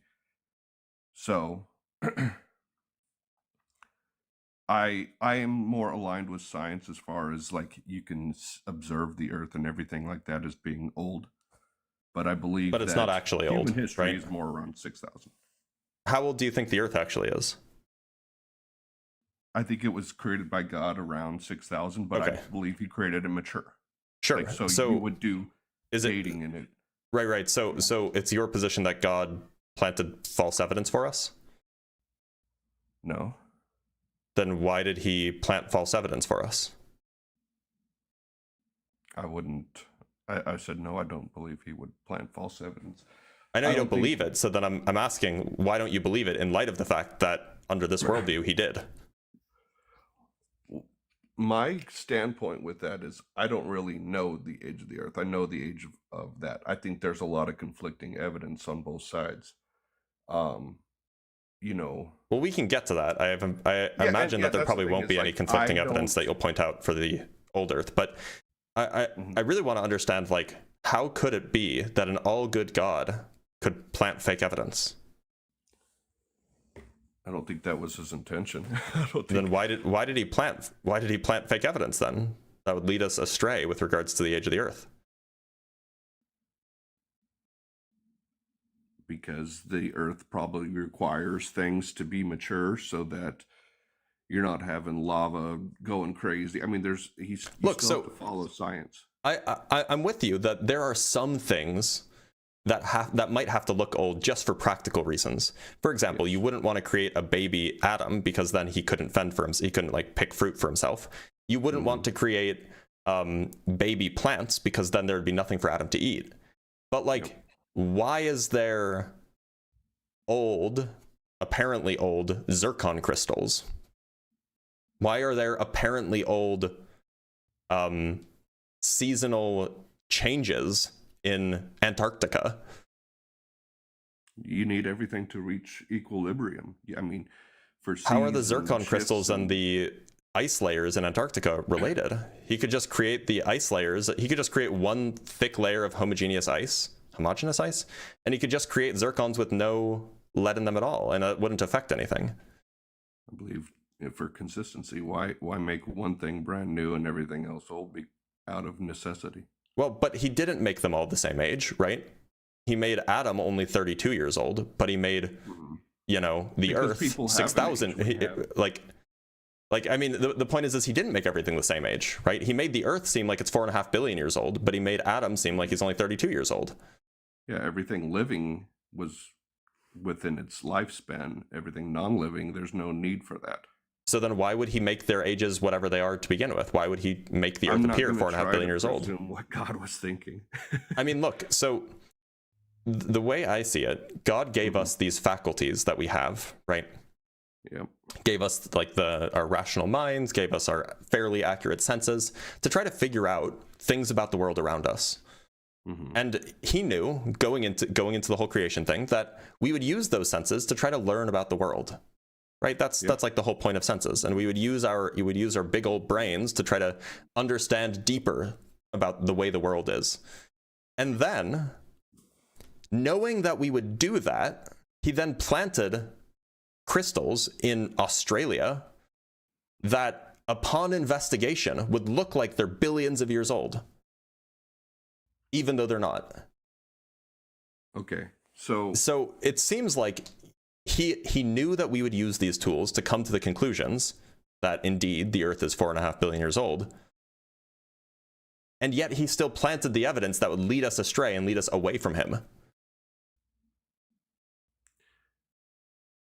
Now, when you say that they're this old, like, my main argument to that, like, I don't try to argue this too much because I do not fully understand radiometric dating and all that. It is very complicated. I get what you're talking about, the crystals. There's water inside there. There's ways that they use that to help figure out how radiometric dating works.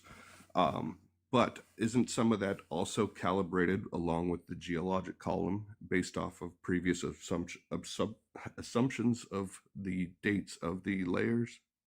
Not really. Like, because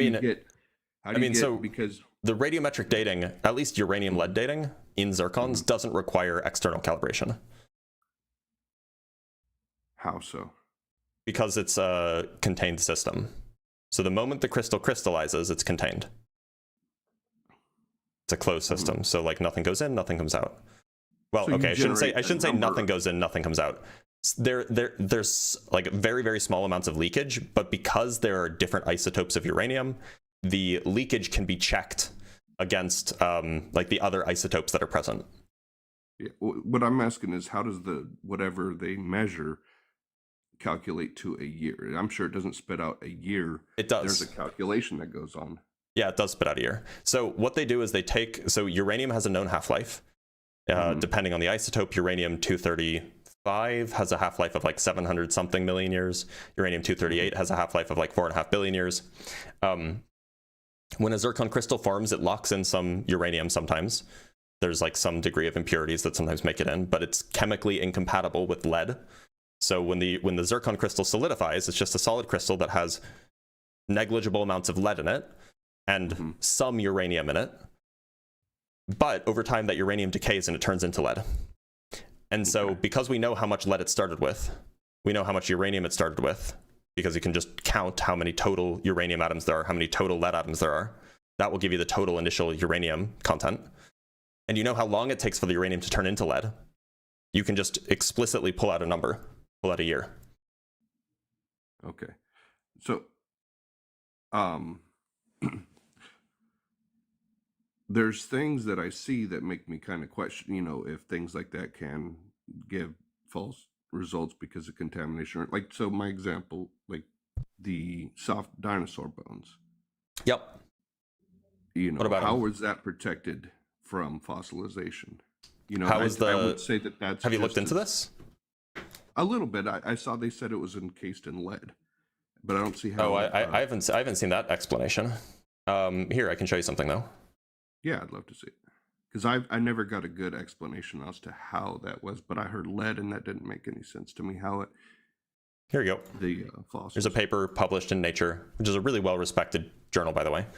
Mechanisms of soft tissue and protein preservation in Tyrannosaurus rex. We can just read the abstract. It's complicated. I'm not a biologist or paleontologist, but so the idea that original soft tissue structures and the native structural proteins comprising them can persist across geological time is controversial, in part because rigorous and testable mechanisms that can occur under natural conditions resulting in such preservation have not been well defined. Here we evaluate two non-enzymatic structural protein cross-linking mechanisms, Fenton chemistry and glycation, for their possible contribution to the preservation of blood vessel structures recovered from the cortical bone of a T-Rex. We demonstrate the endogeneity of the fossil vessel tissues as well as the presence of type 1 collagen in the outermost vessel layers using imaging, diffraction, spectroscopy, and immunohistochemistry. Then we use data derived from synchrotron FTIR studies of the T-Rex vessels to analyze their cross-link character with comparison against two non-enzymatic Fenton chemistry and glycation-treated extant chicken samples. We also provide supporting X-ray microbe analyses of the chemical state of these fossil tissues to support our conclusion that so here's the relevant part, non-enzymatic cross-linking pathways likely contributed to stabilizing and thus preserving these T-Rex vessels. Finally, we propose that these stabilizing cross-links could play a crucial role in the preservation of other microbes, blah, blah, blah, blah, blah. So so they propose two mechanisms, and then they show that those two mechanisms can contribute to this kind of preservation of soft tissue. Okay. So, I mean, they kind of...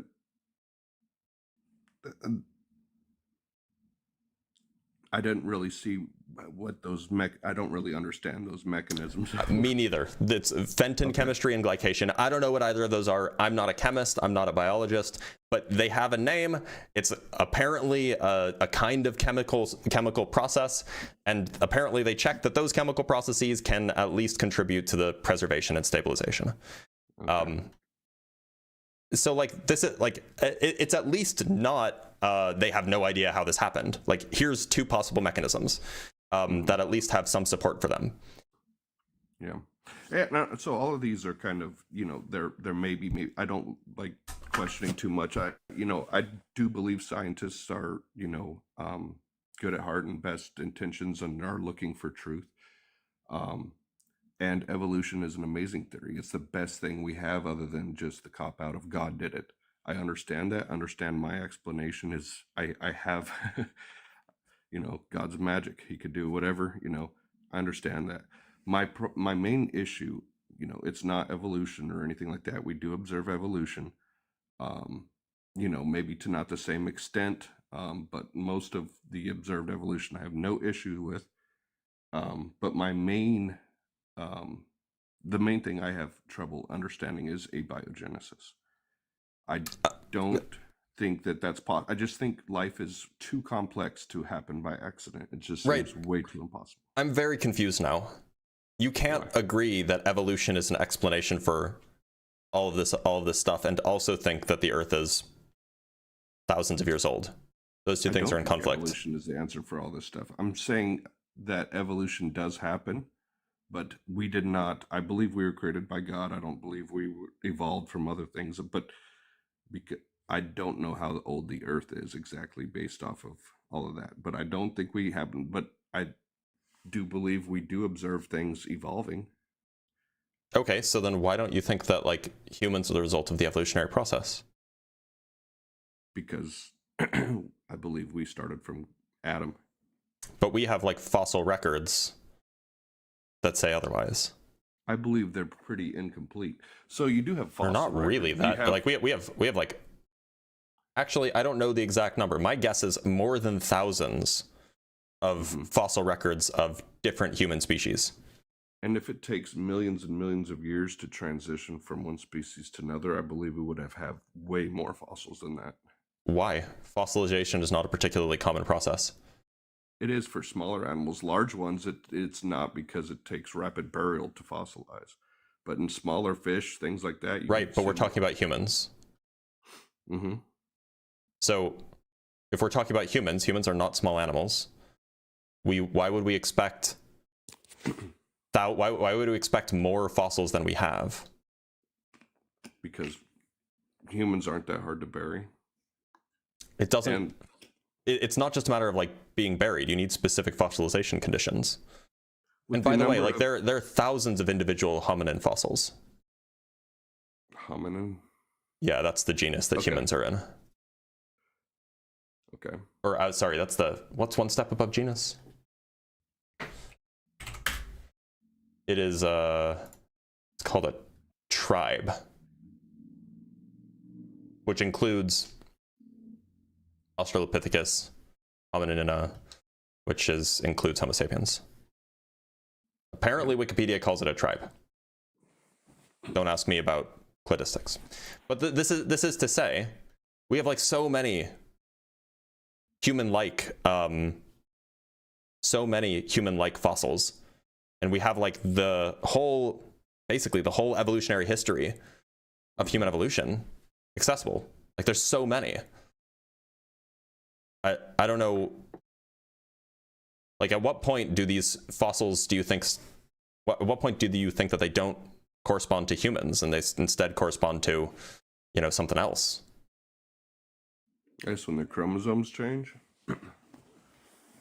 So you would think that what the chromosome change was what? Was that an Australopithecus? Let's find out. The chromosome change, okay, so at least according to the internet, who knows if it's believable. It happened before the split from Neanderthals and Denisovans, sometime between 1 and 4 million years ago. So you would say that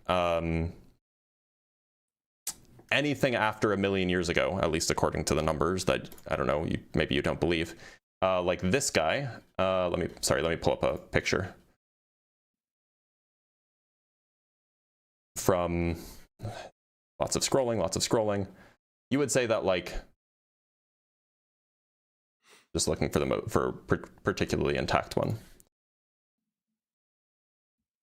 You would say that this fossil, partially reconstructed, of course. You would say that this fossil is a human skull? I've heard theories about that, where the brow line could be, so in the Bible that there are people who can reach an older age. And I've heard that. I don't know if the truth in that. There are certain bones that do continue to grow as you get older, like, was Methuselah, 900 years old. But I don't know. I don't really study skulls. I wouldn't know if that was human, monkey. Okay, so let me pull up a reconstruction of what this organism would have looked like. Mm-hmm. This is from the Smithsonian. So make of that what you will. This organism a human? I think they modeled it to look like a human. Would you say that this is a person? I'd say it looked more like the definition of a Neanderthal. You know that Neanderthals are humans, right? Sure. So you would say that this organism looks But like it's a just human. classification of human. Yeah, it's a kind I of feel like human. Yeah. your question is kind of trapping me, so I'm trying to be specific. Well, look. So this is a reconstruction of a Homo erectus, which would have lived like 1 million years ago. Okay. And so it's not clear like where.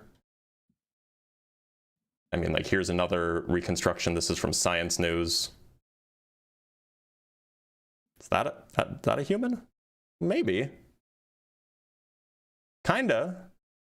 I mean, they're reconstructions, so. Yeah, of course. But they're based on they're based on bones. Well, not really. I mean, they're based on bones, so you have to like match the bone structure. Well, monkeys have similar bone structure, but they don't look. Yeah, like but humans. it's sufficiently distinct that we can tell them apart. Right. People can. I can't.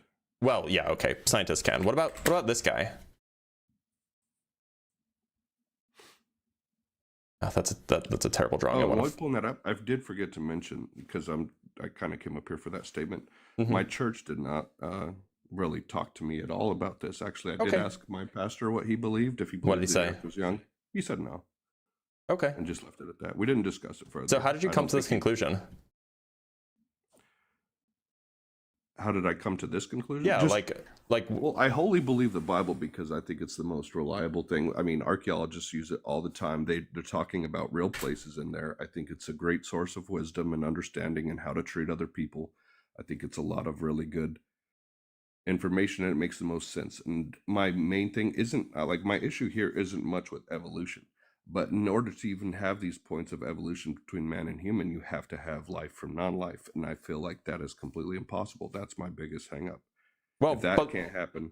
Look, I mean, so it seems like your hang-up is evolution because you think that evolution didn't happen for humans, right? That humans didn't evolve. That's like a pretty big hang-up. Well, that's mostly because of religion and all. And is that because you don't buy abiogenesis? Well, because abiogenesis couldn't happen. I don't think everything else. Like I don't think it followed this natural progression. I believe we were created. I mean, it's possible he created all of us, and then just let everything kind of happen by chance and all of that. But that doesn't make any sense. I want life to mean something, and I mean, I know that's a want, but relevant question. What kind of thing would you need to hear? What kind of answer are you looking for when you ask, how did abiogenesis happen? What kind of detail are you asking for? Where did the point of non-life come from? Like the location? No, I mean, I see where they talk about the location, the, thermal vents and things like that. But, the whole Miller-Urey experiment was just to build protein, and that relied on lightning, which was on the surface of the ocean, which would have broken down due to the lack of an... So then what kind of information are you looking for?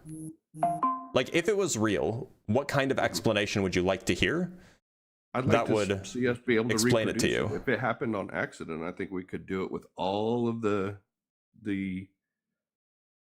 we have everything we need to do it. So, and question. We can create... We can't reproduce God's creation, can we?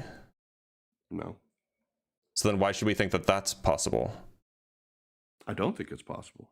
That's my... no, why should we think that God creating life is possible? Because he's God. Look, so if your standard is we have to be able to do it in a lab in order for it to be real, it doesn't seem like that's holding up against your own belief. No, it does. I mean, because we can do something doesn't mean ants need to be able to do it too.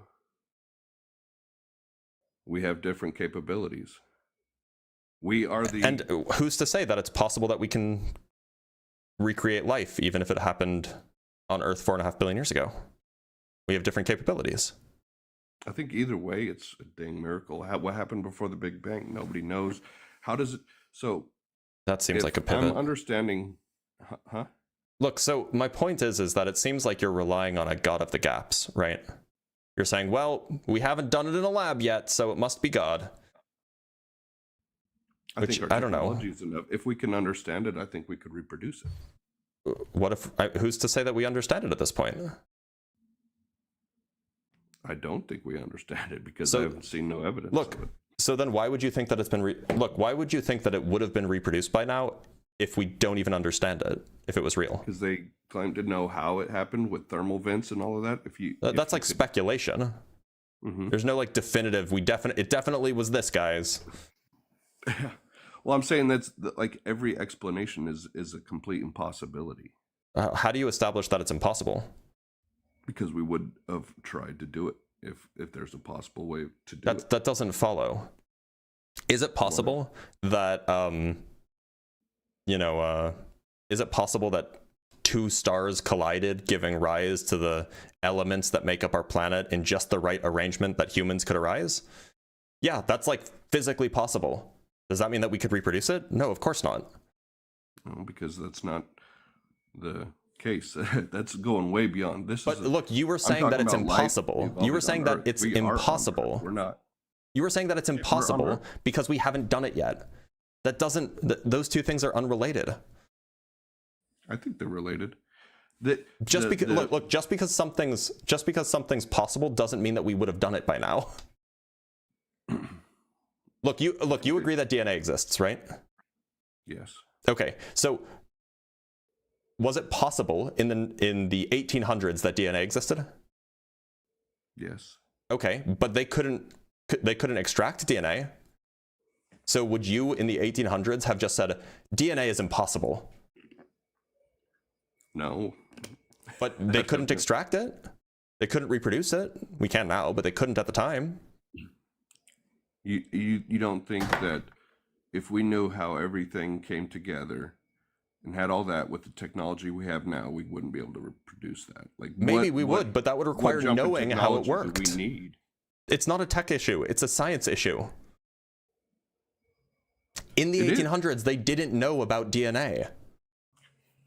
So look, the technology required to extract DNA is actually really, really simple. It doesn't require a lot. It requires basically like a few, like some enzymes, or like an alcohol, some enzymes that they had access to, and like strawberries. And then you can look at it with like fairly straightforward stuff, or at least you can look at many strands of it using like fairly straightforward microscopes. The tech was available. They just didn't have the scientific understanding at the time. But that didn't make it impossible just because they had the tech. They didn't have the understanding. It doesn't make it impossible just because they didn't do it. So the reason I'm saying this is it happened by accident.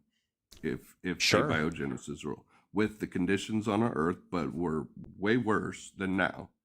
But we don't know what the conditions were, right? We know that they were not this good. We know we didn't have an ozone layer. Yep. So that makes it more difficult. But that doesn't tell us what the conditions were. From everything I looked up that time, because our ozone layer was made from algae and not algae, but microorganisms in the ocean made the oxygen. But look, knowing that there wasn't an ozone layer doesn't tell us what the conditions on the ground were like. It just tells us what it wasn't like. Yeah, it seems very far-fetched. So the whole timeline was what's far-fetched about it? The first one was it like 700 million years ago, the first life. It was like over 3 billion years ago. No, the Earth is like 3.5 billion. The Earth is 4.5 billion. Way after that. The Earth is 4.5 billion years old. Did it change? It hasn't changed since like the 50s. And I don't think you're that old. Okay, 4.5 billion. So 3.5 billion years that had the first living thing. Yeah, I think that the estimates are like 3 billion years old, somewhere between 3 and 4 billion years ago. But yeah. That's not what I found last time. Okay, well, we can just... When did the first life originate on Earth? We'll just use the Google machine. Okay. Okay, so here's Wikipedia. Evidence suggests that life emerged prior to 3.7 billion years ago. Okay. So, but that's neither here nor there. Continue. So even with that, the timeline doesn't make sense. For all of that to... all of the life forms it would take to create enough oxygen, to create an ozone layer, to do all this, it just seems... You don't need an ozone layer for life to exist. On land, yes. Life didn't exist on land until like, what, 300 million years ago? They had like billions of Maybe years that's where before I'm life going. existed Maybe on land. Yeah, can you search when life existed on land? 385 to 359 million years ago, apparently. Okay. So, and I'm assuming it's fairly small. Oh no, I'm sorry. So there were land plants and animals that modern land ecosystems didn't appear till then. Plants, other land organisms existed, 450-ish million years ago. Okay, so maybe at least that's according to the Wikipedia number that I was looking at. Yeah, was maybe for land. So how in 400 million years it seems like an impossible time scale when every small change takes millions of years. Small changes don't take size. millions of years. Hmm? Small changes don't take millions of years. Small changes take like thousands, tens of thousands of years, perhaps. Okay. Well, so how many years would you say it takes to go from like a frog to a possum? 20 million or 200 million years, perhaps, if we're talking about the earliest frogs and the latest possums or something. Okay. So 200 that's what I mean. Like that's a pretty small change in my mind if you can A frog and a possum are so distantly related. It's not a small change at all. They're just like similar size, but that doesn't mean that it's a small change. Mhm. They have like completely different internals, completely different organs and stuff. Like, yeah. Okay, so what about And by the way, I imagine that you're talking about like going from like the earliest amphibians branching off to form possums, not like frogs. Frogs didn't become possums, to be clear. Okay, so what's the shortest timeline that you can imagine from like a very small lizard to an Argentinosaurus? I have no idea. Do you want me to look it up for you? I can look up when the Sure. I first. mean, you can't. When did the first lizard evolve? Let me just Google machine. Evolution of reptiles. Reptiles arose about 320 million years ago during the Carboniferous period. Okay. And then how long ago was that? When was the the Argentinosaurus dinosaurs first found? So dinosaurs, the dinosaurs evolved during the when did the dinosaurs evolve? Like it was like there we go. Like 200 million years ago or something like this. 230 to 245 million years ago. So like there was like I guess there was like an 80 million year gap between the first reptiles and dinosaurs. Mm-hmm. 80 million years is a long time. It's not long for that amount of change. That's crazy change. So the difference between an original lizard and a dinosaur is smaller than the change between a lizard and humans. When you think about it's not just size, right? Size is not the most difficult thing to evolve here. I would say so. Then you're wrong, right? Getting very large, like look, you're just wrong. I mean, like if you go look at humans from like 50,000 years ago, we were like 50% smaller. And that's just malnutrition. That can change within generations. No, it's not. It's not just. I mean, you can go look at like ancient human fossils from like 500,000 years ago before they were even humans, or 1 million years ago before they were even humans. They were like half our size. And that wasn't just malnutrition. That's just like the shape of the organism. So like size is not something that takes a long time to evolve. There's more changes than just the size from a lizard to an Argentinosaurus. But that's the relevant change. Or I mean, like obviously there are other changes too. But like the difference between a human and a lizard is far, far bigger than the difference between a lizard and a bigger lizard. But that still had to happen. All of those things had to have happened. Yeah. And there were 80 million years between the first reptiles and the first dinosaurs. All on land, though. Yeah. So all within that same 300 and some odd million years. Yeah, 80 million years. It was 80 million years between had to have giraffes, humans, amphibians, birds, all of that. Like all of those things. In 450 million years. Yeah, 450 million years is plenty of time for changes to happen.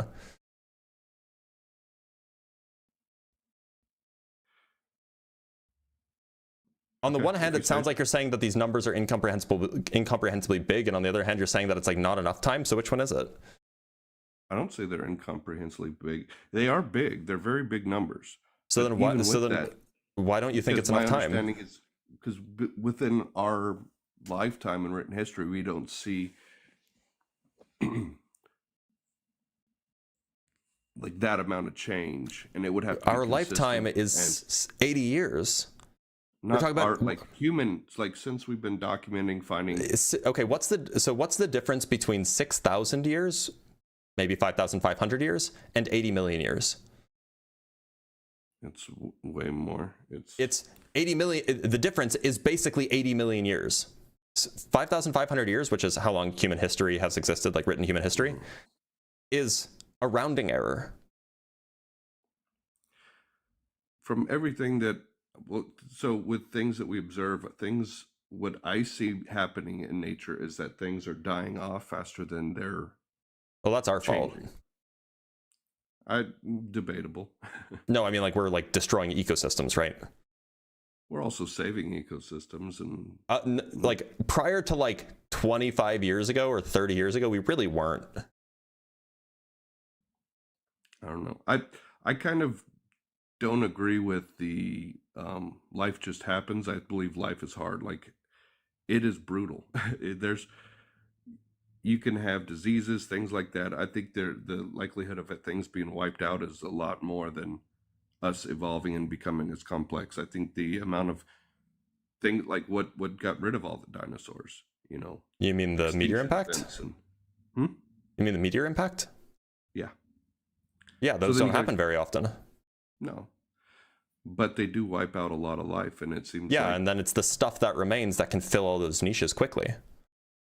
That's the whole business. In fact, that's one of the major driving factors, or it's one of the driving factors of evolution. When you have a huge cataclysmic change, it changes the environment so quickly that either you have organisms that are alive to fill the niche, or they will die. well, I mean, that's what I'm getting at there with that is there are natural events that are more catastrophic than just our impact over the last 6,000, however long you want to say that we were damaging to the environment. Yeah, sure. We're not as damaging as like when a 7-mile meteorite strikes the Earth at 40,000 miles an hour. That's true. But we are in a major extinction event. We do observe a lot of things going extinct rather than new species. Right, but that's like our fault. This is not like just like a normal thing that would have otherwise just been happening. But that's neither here nor there. The point is that like we're so far off from the abiogenesis stuff. Like, it just seems like you're saying that just because we haven't established how this happened yet, it means that that it's impossible that it could have happened. Yeah, because that's just not what possible means. Possible doesn't mean it hasn't happened yet. When you describe that abiogenesis happened by accident, I don't see how we can't recreate it. Because we don't know how it happened by accident. Because I don't think it's possible. I don't think we have. But you can't justify it not being possible. It's way too complex. Like the odds. Like, so. Okay, compute the odds for me, please. I'll use this as an example. You know, 52 factorial. Like, if you shuffled 52 cards. Yep, I know how big 52 factorial is. Yeah. Yeah, it's insane, and that's just with 52 cards. So to say that, you know, hundreds of proteins and all this came together, the odds of that what happened. That's not what anybody thinks happened. So what you're talking about, the lipids and the all you need is some sort of self-replicating molecule. Any kind of self-replicating molecule will do. And then some sort of separation mechanism, so like a lipid bilayer. Those are the minimal criteria. Those are the minimal criteria for some sort of life to evolve, right? Now, the actual mechanisms of how those things happened, it's not clear. We have examples of like self-replicating molecules forming on their own, but we don't know that that's how it happened on Earth. Would you argue that it takes more than 52 things to come together on accident? More than, in some sense, it takes two things, right? It takes like self-replicating molecules and like a separation mechanism. So the lipids that form the hydrophobic, they form the membrane. The Yeah, cell so you wall. have the cell wall or the membrane of some kind, or maybe even just like a bubble, like a literally a water bubble, or like a small cavity and like a piece of rock. You need that, and then you also just need to find a self-replicating molecule in that. That's it. Yeah, I mean, how do you find a self-replicating molecule? Like that in itself. Well, like here's like a proposed mechanism for like the spontaneous emergence of self-replicating molecules that contain nucleobases and amino acids. This is a paper that came out 6 years ago, I guess, where they proposed like, here's how this could have, here's like one mechanism, here's one pathway that it could have happened. It's hard to tell if this is the way that it did happen because we can't go back in time.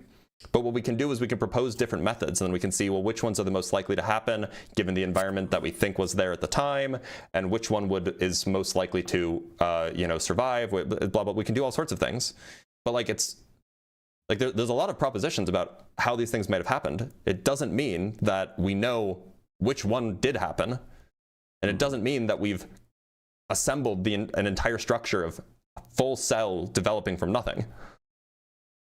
Yeah, just anything that we can reproduce, because the odds that even lives long enough. Because so the part that makes it like so. So can we talk about the odds again? Come up Go with ahead. something that if we came up with something that from life to or non-life to life, it would also have to have evolved with the ability to reproduce. That's what a self-replicating molecule is. Yep. So all you would need is just a self-replicating molecule, right?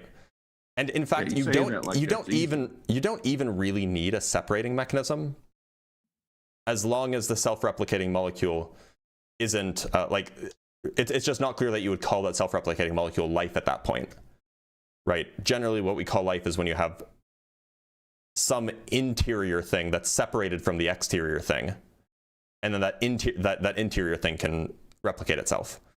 But you could just have like a soup with self-replicating stuff in it. And like this paper proposes a mechanism for how that can happen for stuff where the self-replicating stuff is nucleobases and amino acids,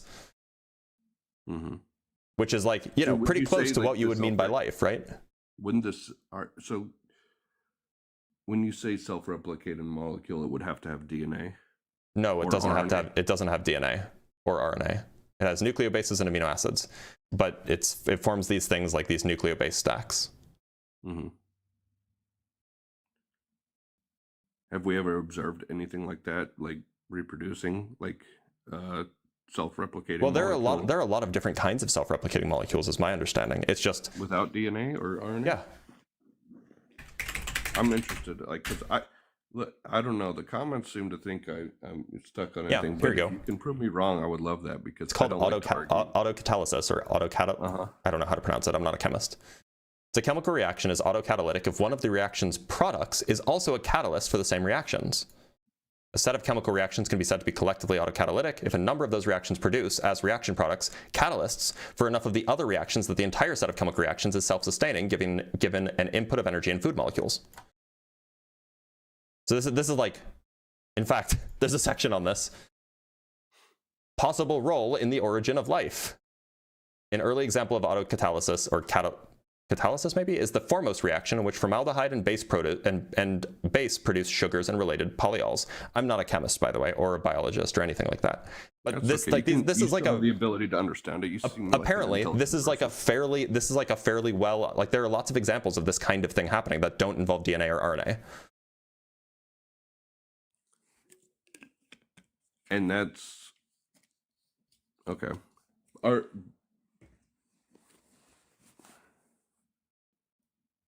And so that's like, so it has that, but I meant like, are there example of those being in a like cell wall? In nature. You definitely didn't mean that, because that's definitely not what you said. I might have forgot. I don't know. I imagine probably not. Well, at least I don't think that we've seen that happen in nature. I don't know if that's happened in a lab. But the point is self-reproducing chemical reactions are things that are understood, at least apparently by chemists. So this is not some far-fetched thing that's like super rare, right? I just thought it was interesting because you mentioned those, and that's what was needed. You're saying that's what was needed to start is self-replicating molecule in some sort of cell wall or membrane. Yeah, that's enough to call it life, right? So once you have a self-replicating molecule, the only thing that you need left is some sort of encapsulation of that self-replicating molecule that can then produce more of itself. And so I thought like life would require RNA or DNA. No, not necessarily. I mean, that's how we see life today, but like life is generally really broadly defined, and we can go look up a definition if you want, but it's like generally something that will reproduce on its own, and it can metabolize. That's required. That's what's required for self-reproduction. Also, there's generally some sort of like dynamical equilibrium happening inside of it. But like, yeah, you don't necessarily need DNA or RNA in order to have life. That's just what we have here.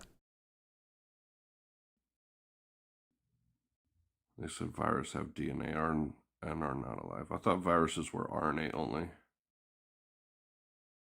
No, I think that there are viruses with DNA.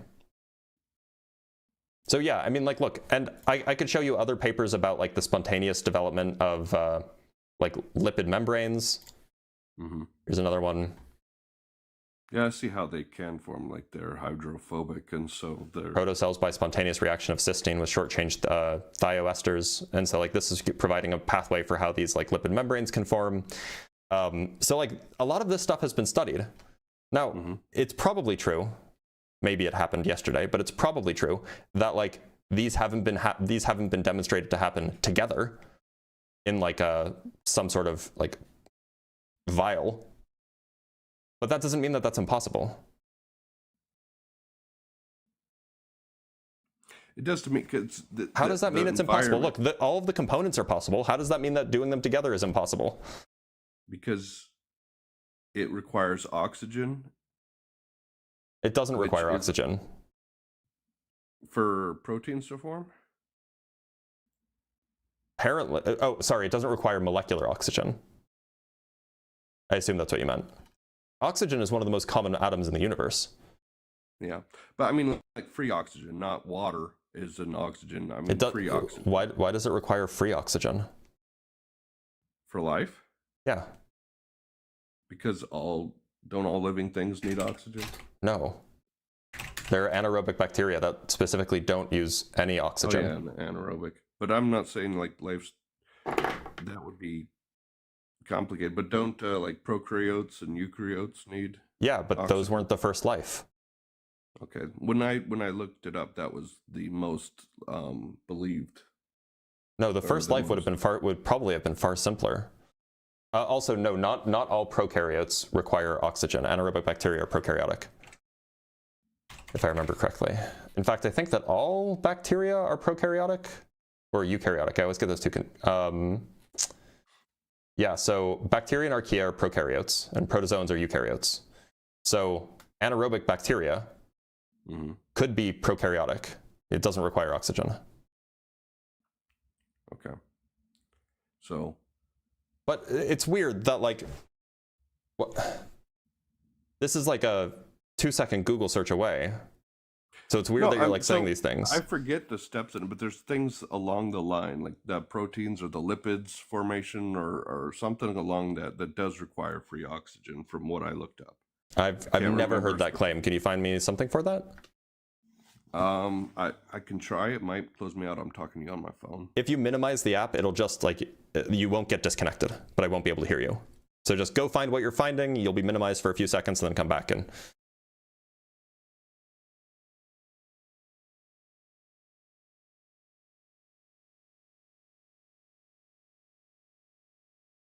Anyway.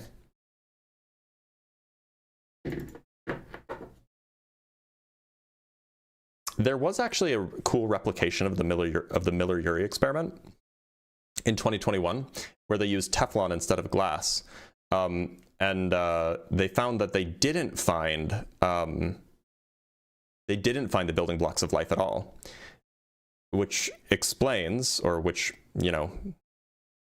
allows them to infer that you need silicon in order for life to form, which is really neat. And then they did another experiment where, let me just pull up the article that I'm looking at. Protocells emerge in experiment simulating lifeless world. There is no divine breath of life. So this is fairly new. It's from the end of 2024. Findings suggest that life on Earth could have originated hundreds of millions of years earlier than previously believed, potentially during the Hadean period, the geological area, blah, blah, blah, blah, blah. Garcia Ruiz notes that their protocells form through the action of bubbling using repeated units of hydrocyanic acid, a simple molecule composed of one hydrogen atom, one carbon atom, and one nitrogen atom. Several studies suggest that these polymers of hydrocyanic acid could lead to everything needed to create the basic building blocks of life. There's a little bit more detail down here. Where was it? Where was the part that I was just looking at? I was just looking at it. Okay, this is the replication. So the new experiment not only generated amino acids, but also 5 nucleobases that form the core of DNA. However, the most significant breakthrough was the simultaneous appearance of protocells. These protocells are hollow vesicles that compartmentalize space, encapsulating the building blocks of life and facilitating their reactions with one another. So, in fact, this experiment does what he oh, he left. Okay, well, this experiment does what he wanted us to do. Now, it's not definitive, and it suggests that it actually probably would have showed up in the original Miller experiment, but they just didn't look for them. Anyway,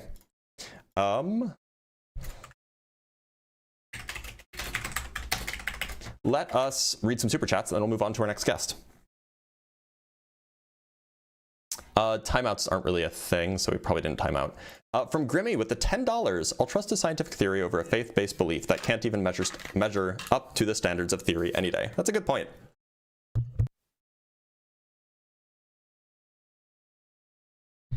From Velvet with the 2 Canuck bucks, you're a sinner in my opinion. Well, thank you. From Amin Ra with the $20, thank you so much. You clearly and patiently explain complex science in a way that is easy to understand and hard to refute. Like gravity, evolution is overwhelmingly supported, yet religion often blocks its acceptance. Your work equals better world. Oh, I appreciate that. That's super kind. We have $2 from Evil Ducks. Expelled is a movie made by the Discovery Institute. Yeah, I kind of figured as much. From Ozfan with the $2. Thank you for the science outreach and patience. I try to be patient. From Velvet with the 2 Canuck bucks again. You keep sinning. It's ridiculous. I'm just going to keep sinning. From Pat in the chat with the $5. Since Eve was made from Adam's rib, that would make her the first trans woman, right? How progressive. Indeed, the first trans woman. From Dr. Fudge with the $10, the world needs to be the way that it seems to be in order for it to be the way that it is right now, is basically what he's saying. But why does the world need to be the way that it is right now? Yeah, look, the world was very different 4 billion years ago. And so just the stuff that would have survived 4 billion years ago is different from what it is today. That's all. From Tim Davidson with the $5, you can lead a horticulture, but you can't make her think. That's rude. From Docs and Greenlight with the $5. So if God is an admitted deceiver, does that mean any beings adversarial to him should be reconsidered as trustworthy? Help me logic this out. That's a good point. I mean, did the devil lie in the Garden of Eden? No. And by the devil, I mean the snake. From Christopher Sanford with the 5 London dollary dues, also known as pounds. The first life could have been wiped out by diseases. You mean diseases caused germs, which themselves have to be alive? Yeah, right? From Pat in the chat again with the $5. Hey caller, repeat after me, preferably looking into a mirror. My inability to understand complex things is not an argument. Yeah, it was weird that he kept saying it was impossible. From Gretchen with the $5. No sarcasm this time. This caller needs some Professor Dave Explains in his life like stat. Professor Dave Explains does a pretty good job explaining biology as far as I know. So it actually might be a good recommendation here. And from Garba Gaiman with the 5 Canuck bucks. To early life, molecular oxygen was a waste product. That's what made our atmosphere oxygen. The life that didn't evolve to an oxygen environment died. Also, my understanding is that oxygen was basically toxic. Anyway, let's move on to our next guest.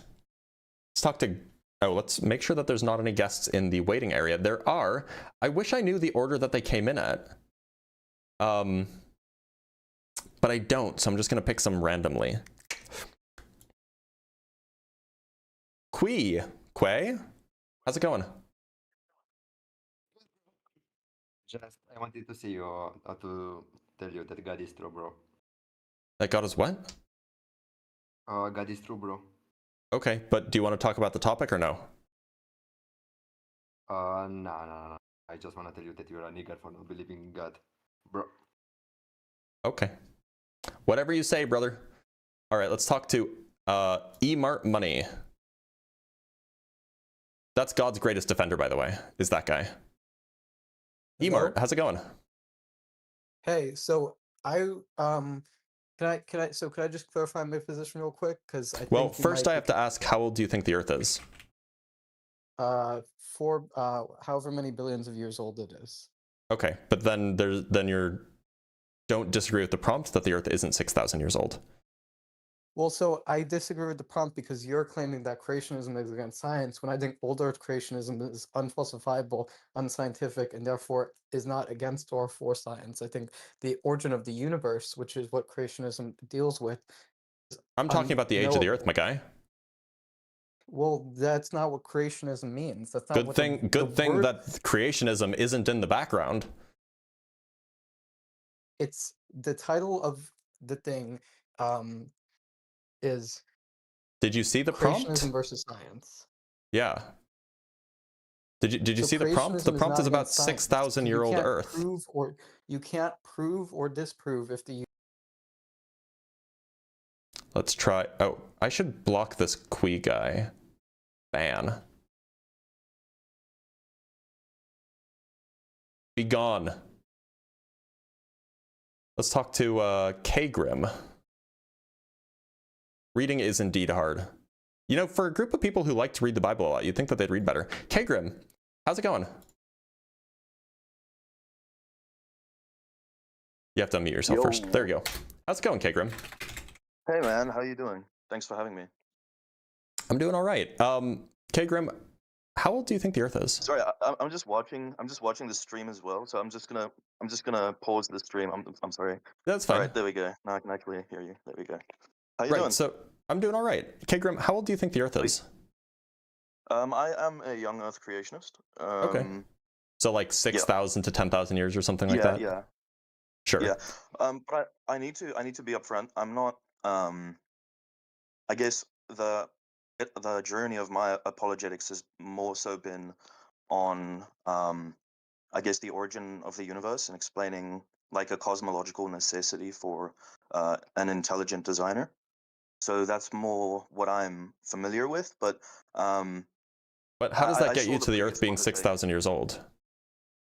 So I think my view was more that if we can prove the validity of the biblical claim, then that if that can be shown to be true, then I think we affirm the truth claims of the Bible as well. So Suppose it's true that there is an ungrounded grounder, an uncaused causer, a being that created the universe metaphysically is purely divinely simple and all of that. How does that get you to 6,000-year-old Earth? Well, because I think the Bible makes truth claims. So if we can show the, I guess, divine inspiration of Scripture, or even just reason for the necessity for a God, that brings us kind of closer to the biblical claim of a creator needing to exist. And if we can, I guess, see that, I guess my reasoning is proving the Bible and then just that kind of implying that whatever is in the Scripture is Okay, is yeah. true. So how do you prove the Bible is true? Yeah. Well, I think first I'd go by showing the divine inspiration for Scripture. So how I would approach that is because I hear a lot of atheists saying that it doesn't really suffice to just quote the Bible as if it's a source of truth by itself, which I completely understand. You kind of need an exterior source to validify what the Bible claims about the world. So I think there are messianic prophecies, and I guess just prophecies made in the Old Testament hundreds of years before the New Testament events occurred, that secular historians like Tacitus has written about. Tacitus wasn't And, secular. Well, he was, He was a not, he's not Jew. a Christian. Yeah, but he's not a Christian, so like It doesn't make him he's not- secular. I guess I just meant outside of the Christian worldview. That's okay, sure. I guess what I'm trying to. But look. to. So I have it on good authority that like there's not really good reason to think that any prophecies were fulfilled. But suppose for a moment that prophecies were fulfilled. How does that then follow that and keep in mind the prophecies that you're talking about are prophecies from like the book of prophet or from like Isaiah and Daniel and these types these come hundreds these come hundreds of years after Genesis was written, for example. But remember, Isaiah is like 700 years before the New Testament events. So it's like 700 years before Christ. By the way, I don't think that that's like the modern scholarly consensus. I think that there's generally regarded as two different chunks of Isaiah, one of which is older and one of which is quite a bit newer. Well, not really, no, because the Dead Sea Scrolls has the Isaiah scroll. So right, but the Dead Sea Scrolls are not 700 years before Isaiah or before Jesus. Well, no, I'm saying the Dead Sea Scrolls contained the book of Isaiah, which but that doesn't mean that there weren't two separate authors of Isaiah, right? Like there's a reason why there's a part that's called Second Isaiah or Deutero Isaiah, right? I haven't really heard about that. I just know that. How have you not heard about that? Has multiple chapters, but. So there's Proto-Isaiah, which is chapters 1 through 39, and then there's Deutero Isaiah, or Second Isaiah, which is chapters 40 to 55. And like these are at least like if you talk to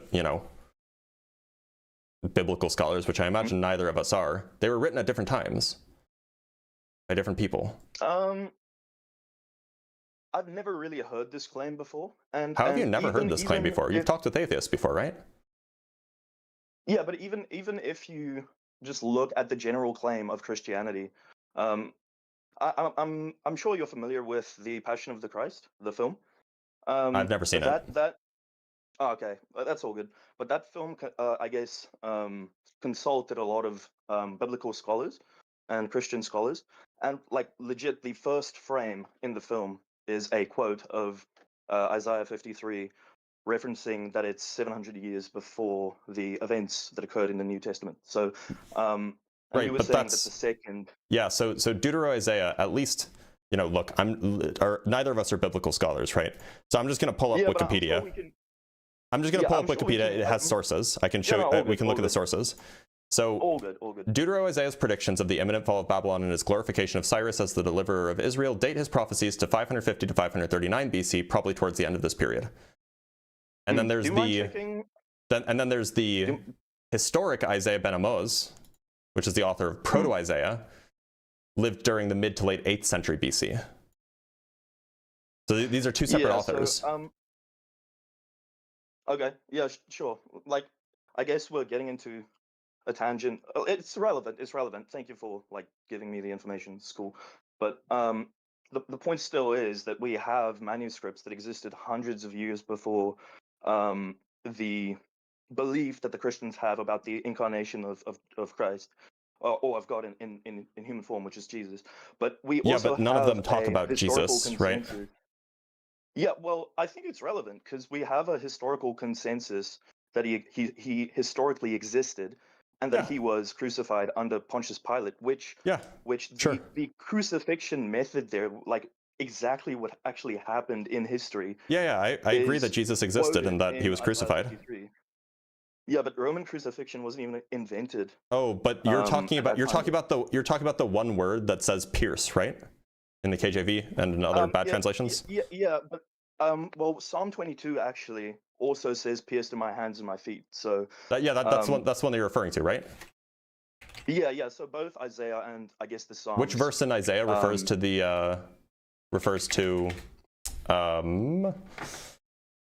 piercing? Well, I can check it. I can just pull it up real quick. Yeah, please. But I guess the whole chapter 53. Just while I'm like Googling, I'm just gonna talk a little. I think the whole chapter of Isaiah 53 shows a picture of crucifixion, because it's talking about like the lashes that he received, which was a common thing for Roman crucifixion, for them to get scourged, you know. So You know, whipping, 'cause it but says whipping is by- a very common thing, just period, right?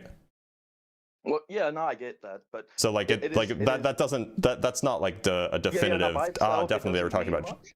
right? Right? Yeah, no, I know. But by Okay. itself, it doesn't mean much. But if you have a lot of different pieces of information and it all like shows a kind of picture of Roman crucifixion, then that is But does it, a though? little bit more convincing. Yeah. Well, I'll read it for you if you want. So, it says he was despised and rejected by mankind. So obviously we know the Jews rejected Christ. So a man of suffering, familiar with pain. Right, but that has like nothing to do with one- crucifixion, right? I'm just trying to get to the part. What verse are you in? So he was Yeah, pierced for our you're in verse 3. transgressions, he was crushed for our iniquities. The punishment that brought us peace was on him. By his wounds we are healed. We all like sheep have gone astray. Each has turned to his own way. So yeah, it's talking, I guess, about this substitutionary concept that is kind of not really familiar in Judaism. I get that they had a animal sacrifice substitutionary system, but the idea of a person actually taking atonement is something that the Jewish people don't really comprehend and understand in today's era. Whereas, like, I think that there's like a channel called So Be It, which is like Messianic Jews showing these Old Testament prophecies to Jews today, and them actually like realizing, hey, this is kind of there's a lot of New debate about Testament who kind of Isaiah is talking about. Yeah, like apparently if you ask historical critical scholars, they will say something like they are talking about the personification of the nation of Israel. There's an author called Harry Orlinsky who talks about the suffering servant of Isaiah 53 being being himself, being Isaiah himself. So like it is not clear that this refers to Jesus. That's like a Christian interpretation. I've heard the rabbis make the argument that it is the nation of Israel and not really a person, and I don't think they would even say that it's the prophet Isaiah. No, but some scholars will say that it's the prophet Isaiah.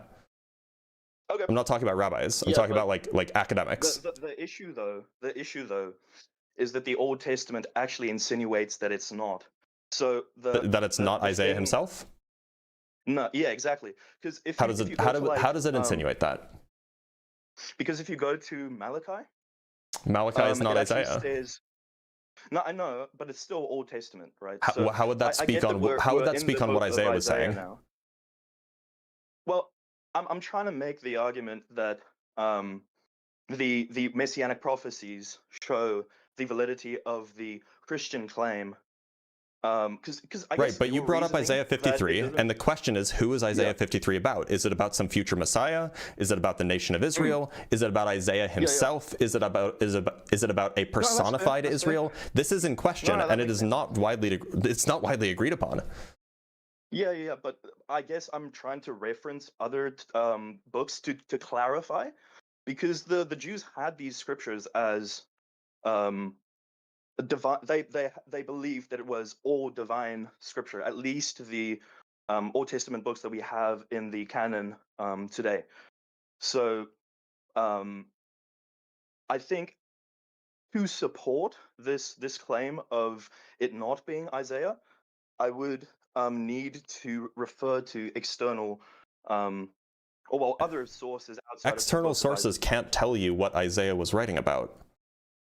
Well, the Old Testament kind of cross-references each other, right? The Old Testament is not univocal. It's not written by a single author.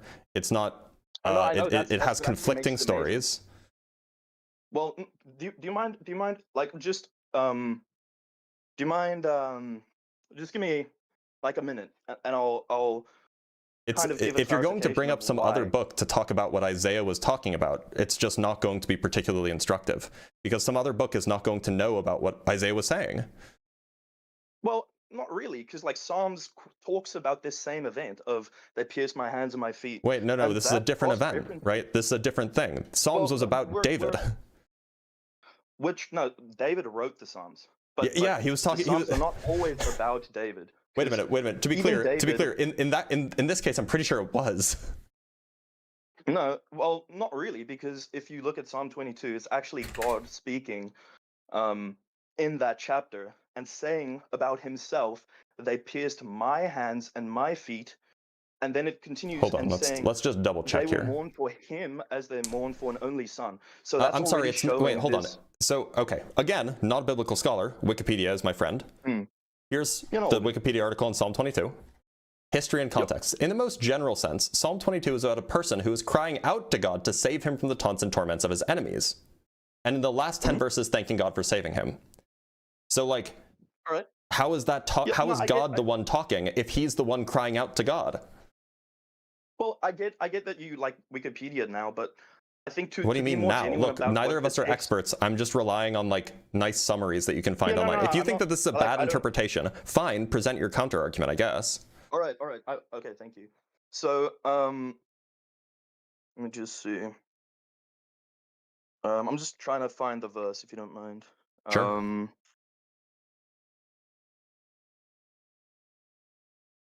Just see.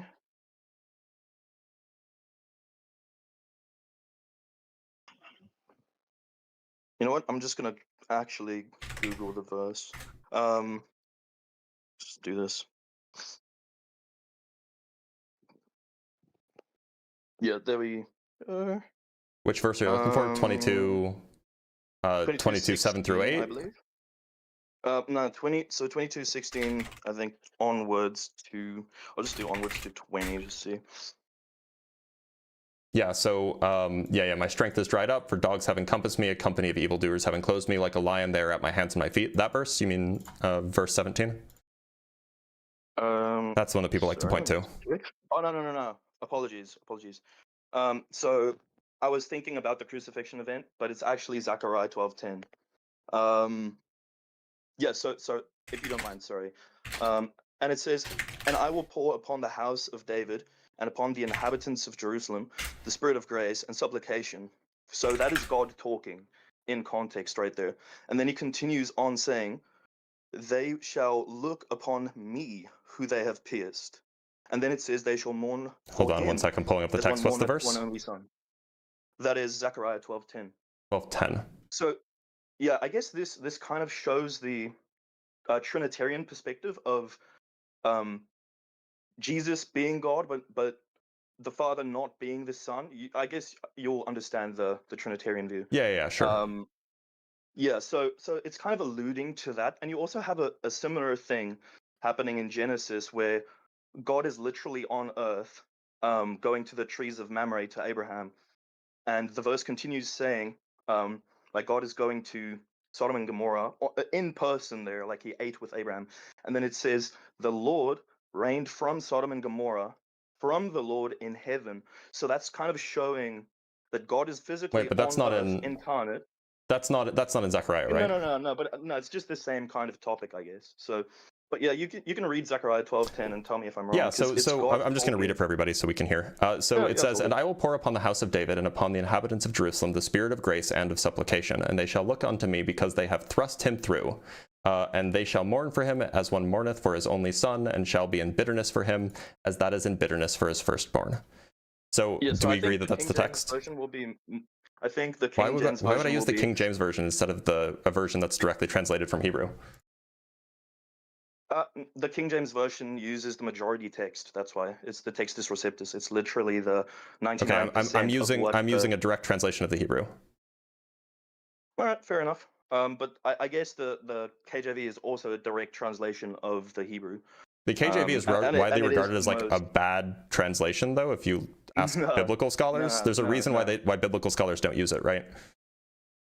I think it's because people have a problem with the, I guess, archaic language, but it is a direct, like, word for word translation instead of a thought for thought translation, and that's kind of important to actually preserve what the text is kind of saying directly instead of just, I guess, paraphrasing, because you have more thought for thought and like idea kind of translations, which goes into I don't know, like, I guess other. Okay, so and I just got to clarify here. Again, not a biblical expert, but that's all good. What is this? What is 12:3 or what is chapter 12 actually about? It looks like that. So it looks like from 12:3. It looks like it's about like an end times battle when all of the nations are gathered against Jerusalem. I'm at 12:10. So no. I mean, I'm just looking at chapter 12, right? So here we have chapter 12. Okay, well, it's hard. I'll just Google that entirely. Yeah, look up chapter 12. So 12:3 it says, "And it shall come to pass in that day that I will make Jerusalem a stone of burden for all the peoples. All that burden themselves with it shall be sore wounded, and all the nations of the earth shall be gathered together against it." So all of the nations are gathered against Jerusalem, right? So far, so good. I can clarify on that. And then, well, so hold on. I'm just making a point. And then we have verses 7 through 9. "The Lord also shall save the tents of Judah first, that the glory of the house of David and the glory of its inhabitants of Jerusalem be not magnified above Judah. In that day shall the Lord defend the inhabitants of Jerusalem, and he that stumbleth among them at that day shall be as David, and the house of David shall be as godlike being, as the angel of the Lord before them. And it shall come to pass in that day that I will seek to destroy all the nations that come against Jerusalem." So this is saying there was an end times when all of the nations were coming against Jerusalem, and then God will grant Judah and Jerusalem in particular, or Judah and Jerusalem victory, and then after that happens, we have verse 10. They will look. After that happens, the Jews will look upon the one who was pierced, probably referring to, the Jews will reject God or something like this. But the point is that what this sounds like, this is an end times prophecy. It is. Did the world end when Jesus was alive? No. So what? So then it can't be about Jesus. No, it is, because you're missing the part of Revelation and you're missing the part of Daniel. Clearly Zechariah 12 is an end time prophecy, right? Yeah, it is an end times prophecy. But okay, did the times end with Jesus? End times prophecy. No, of course not. So to be clear, the end times take place, the final war, the final battle, Jerusalem against the rest of the nations, that's supposed to happen before the piercing happens. No. It literally is. So Zechariah 12:3 talks about the war, and then there's victory for Judah, which is 7 through 9, and then the piercing happens. So where was the victory for Judah? Yeah, go ahead. Where was the victory for Judah before Jesus was pierced? I'll give you context, and you can fact check me as I go, but just hear me out. So in Revelation, that is talking, and you can even search this. What it's talking about is that in the end times, the Antichrist is going to take over the world or whatever, and he's going to send armies against Jerusalem. And then what's going to happen is that's called the Battle of Armageddon, and what occurs there is you have like the whole abomination of desolation prophecy that Daniel gave, because like Daniel is interconnected with Revelation, Daniel 9:24 onwards, and Revelation is actually this end times prophecy. So what you're talking about in terms of what is ending with the arrival of Jesus, what is ending is the Old Testament, the Old Covenant, the law, and the Mosaic Covenant. But the new covenant, which was actually prophesied in the book of Jeremiah, where God says, I will make a new covenant, not like the one that I made with Moses or when I led you out of the land of Egypt. So it's a covenant after the Mosaic covenant that the Jews still actually follow today. They just don't know that this new covenant was given or prophesied by God. And the New Testament actually means new covenant. Like so the Jews you're used just not really addressing what I said. New Testament. You're not really addressing what I said. No, I am, because you look. said what I said is that what I said is that if Zechariah chapter 12 is supposed to have come true, and verse 10 is it's a prophecy for what's going to happen in okay, Revelation. so then it can't be about Jesus getting pierced. No, it is, because Jesus comes back again. Do you not know? Will about Jesus the get crucified again? Eschatology of Christianity. Well, so wait a minute. Hold on. Are you telling me that this prophecy hasn't come true yet? No, they're going to look back. The piercing occurred, but the Jews rejected the okay, Messiah. so look, what it's saying is the piercing the piercing that's referred to in Zechariah 12:10? Is the piercing that already look? Yeah. Is the piercing that already occurred? I imagine you think that applies to like Jesus's hands and feet, right? The crucifixion. Yeah. Yes. So if the piercing that has already occurred, and that's what's being referred to in Zechariah chapter 12, verse 10, then that would mean that the things laid out in the prophecy before verse 10 would have had to have happened before that. right? No, not necessarily, because it says like this is a sequential prophecy. This is telling the order in which things happen. No, well, we can say that, but let's go. What do you mean no? It talks about it shall come to pass in that day.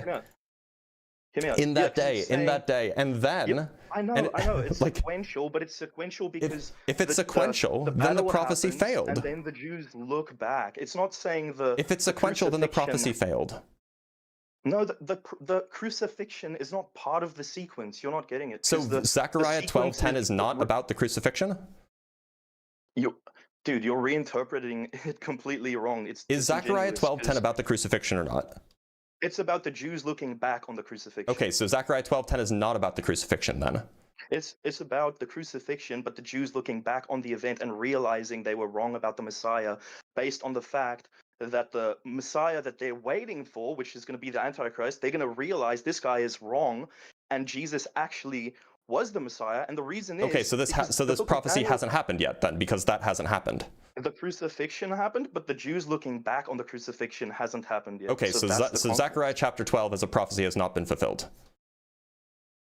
The looking back hasn't been fulfilled, but the crucifixion. Well, the whole thing, right? The whole thing hasn't happened, right? Yeah, there hasn't been like a big battle. In fact, nothing in this prophecy came true, because the piercing part is not even technically part of the prophecy. Under your reading, it's just something that happened in the past. Yeah, but it's still relevant information to tell us about who this is that's getting crucified. So I don't think the tangent. It doesn't say anything about who's going to be crucified. Of course it does. It says they will look on me. In the context of that passage, it's God. Because they have thrust him through. Who's him? Him is the one that's been thrust through, not me. No. Wait, let me read it. They shall look unto me because they have thrust him through. No, do you mind going to the King James? Because that's actually. No, I'm not going to use the King. We can use the NSRV if you want. Sure. Okay, we can go. Okay. We can go use that if you want. I'm not really familiar with that translation. I'm just trying to go with, I guess the most recognized translation on the planet, which is undeniably the King James. And I know that it came from the majority text, or the Textus Receptus, from the manuscripts that they actually had. So the NSRV is what, or the NRSV is the one that like scholars typically recommend. So I'm going to use that one. All right. Oh, that's all good. I'll just go to it anyway. Sorry if I'm kind of getting a bit. You're fine. You're fine. Okay, so here we have Jerusalem's victory. We can just like read the relevant text beforehand. So we have 12. This is verse. Wait, sorry. Do you mind telling me what the translation is? I'm going to read it for you. In what? Oh, it's the NRSV, New Revised Standard Version. That's a Catholic translation though. It's not. It's a scholarly translation. It's literally saying New Revised Standard Version Catholic Edition. There is a Catholic edition. All right, let's see if there is an independent. You can just look up like the NRSV updated edition or something like that. You can look up the anglicized. I'm just using the updated version, updated edition. So look, I'm just going to read from 12:7 on. And the Lord will save the tents of Judah first, that the glory of the house of David and the glory of the inhabitants of Jerusalem may not be exalted over that of Judah. On that day, the Lord will shield the inhabitants of Jerusalem, so that the feeblest among them on that day shall be like David, and the house of David shall be like God, like the angel of the Lord at their head. And on that day I will seek to destroy all nations that come against Jerusalem. And I will pour out a spirit of compassion and supplication on the house of David and the inhabitants of Jerusalem, so that, when they look on the one whom they have pierced, they shall mourn for him as one mourns for an only child, and weep bitterly over him as one weeps over a firstborn. I'm going to try something interesting. I'm going to go into a interlinear translation, because like I'm not going to make an accusation, but I know you're like very well versed and educated, so I don't really know you, but it seems, because it's I think that there's a way to compare. It's not even debated that the KJV is the most reputable. It is English highly like go find a biblical scholar who relies on the KJV, and I will find you a flying pig. Are they using the minority text or the? The KJV is a modern translation. Sorry, not the KJV. The NRSV is a modern translation. Yeah. It's not, I don't know how modern it is, but it's a fairly modern translation that is using the relevant text to, or like the relevant original text that we have, things like the Dead Sea Scrolls, things like the Septuagint, etc. Using these relevant texts to try to assemble the most accurate meaning of the text as written. All right, let me just see. I'm going on, I guess, Bible Hub Interlinear. Yeah, there it is. Amazing. So, if you don't mind, just searching Bible Hub Interlinear, Zechariah 12:10, you'll actually see the Hebrew. So, well, I it's was saying looking at the you can Hebrew read it earlier, from- but you didn't want me to use the Hebrew translation either. well, if it's interlinear and you can actually, oh well, sure, we can do that. So, do you want me to send you the link, or? I have it. Bible Hub Interlinear, Zechariah 12:10. All right. Yeah. So, do you mind if I read it real quick? Because surely it's screen Yeah, shared sure. or like the. Sure. I mean, So, to be clear, explicit yeah. translations or direct word for word translations are not always the best, but fine, go ahead. Thank you. It says, I will pour on the house of David and on the inhabitants of Jerusalem the spirit of grace and supplication. Then they will look on me, whom they pierced, and yes, they will mourn for him as one mourns for his only son, and grieve for him as one grieves for a firstborn. So that is, I can even like Right, so try who- to butcher the language and like actually. Wait, so sorry, who's try him? to read. Who's him? Yeah, but remember, God said me. I already talked about this being a reference to the complexity of the Trinity. So God is already saying they will look on me, who they pierced, and then they will mourn for him. That is not a contradiction. That is showing. Oh wait, no, it doesn't say God, on me. It does. Well, it says they on will me, look on and me. then there's a dash. Whom they pierced, and yes, they will mourn, for him as one mourns for his only son and grief, etc., etc., etc. Like that is. Oh yeah, I see the dash, but There's like an extra word there. There's an extra word there that's interpreted as a dash. Sure, it's not. No, that. Yeah, I don't know. I don't speak Hebrew, but it's still like it's right in front of you. It does say they will look on me, whom they pierced. Like the Hebrew is there, the English is there. This is a direct interlinear. Why are you ignoring that there's translation. like a dash there that's separating? They will look on me. Dash. New idea. what does Whom that they pierced, and change yes, in they terms of will the mourn for him. Yeah, but how does that change the actual claim? Because God is it's still not "Look saying on me whom they pierced. Right? How not? Yeah. A dash is a separating. A dash is a separating piece of grammar, right? Yeah, sure, but the separation comes after the claim that it's on me and God is speaking. Yeah, it's after. So they will look on me. Separate clause. Whom they pierced, and yes, they will mourn for him. Okay, but a clause isn't really gonna. These are separate ideas. I guess, but like, what? How does it linguistically make sense? They will look on me, whom they pierced. Like, how? Well, that's why you don't look at word for word translations, because the grammar of English is different from the grammar of Hebrew. Word order is different in Hebrew than it is in English. Yeah, but I think the translations you mentioned didn't even have the words "on me" in there. So, I guess you can say that it's separated. it does. But like, does it? Yeah. Let me pull it up again.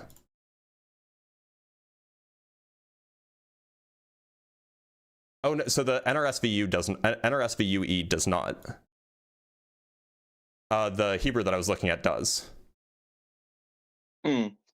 Okay, yeah, because I have the Greek here as well. On I have the Masoretic text. I don't know if you know. Do you know what the Masoretic text is?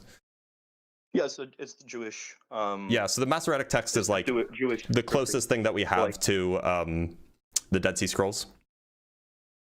So it's probably the most accurate representation of what we have. And so the translation that I have of the Masoretic text is, "And they shall look unto me because they have thrust him through."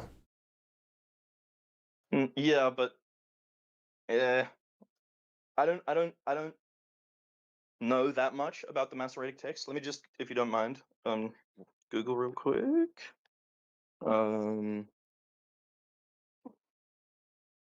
Let's see.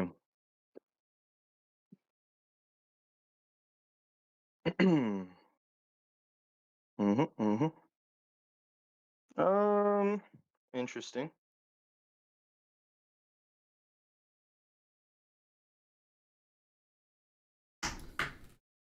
So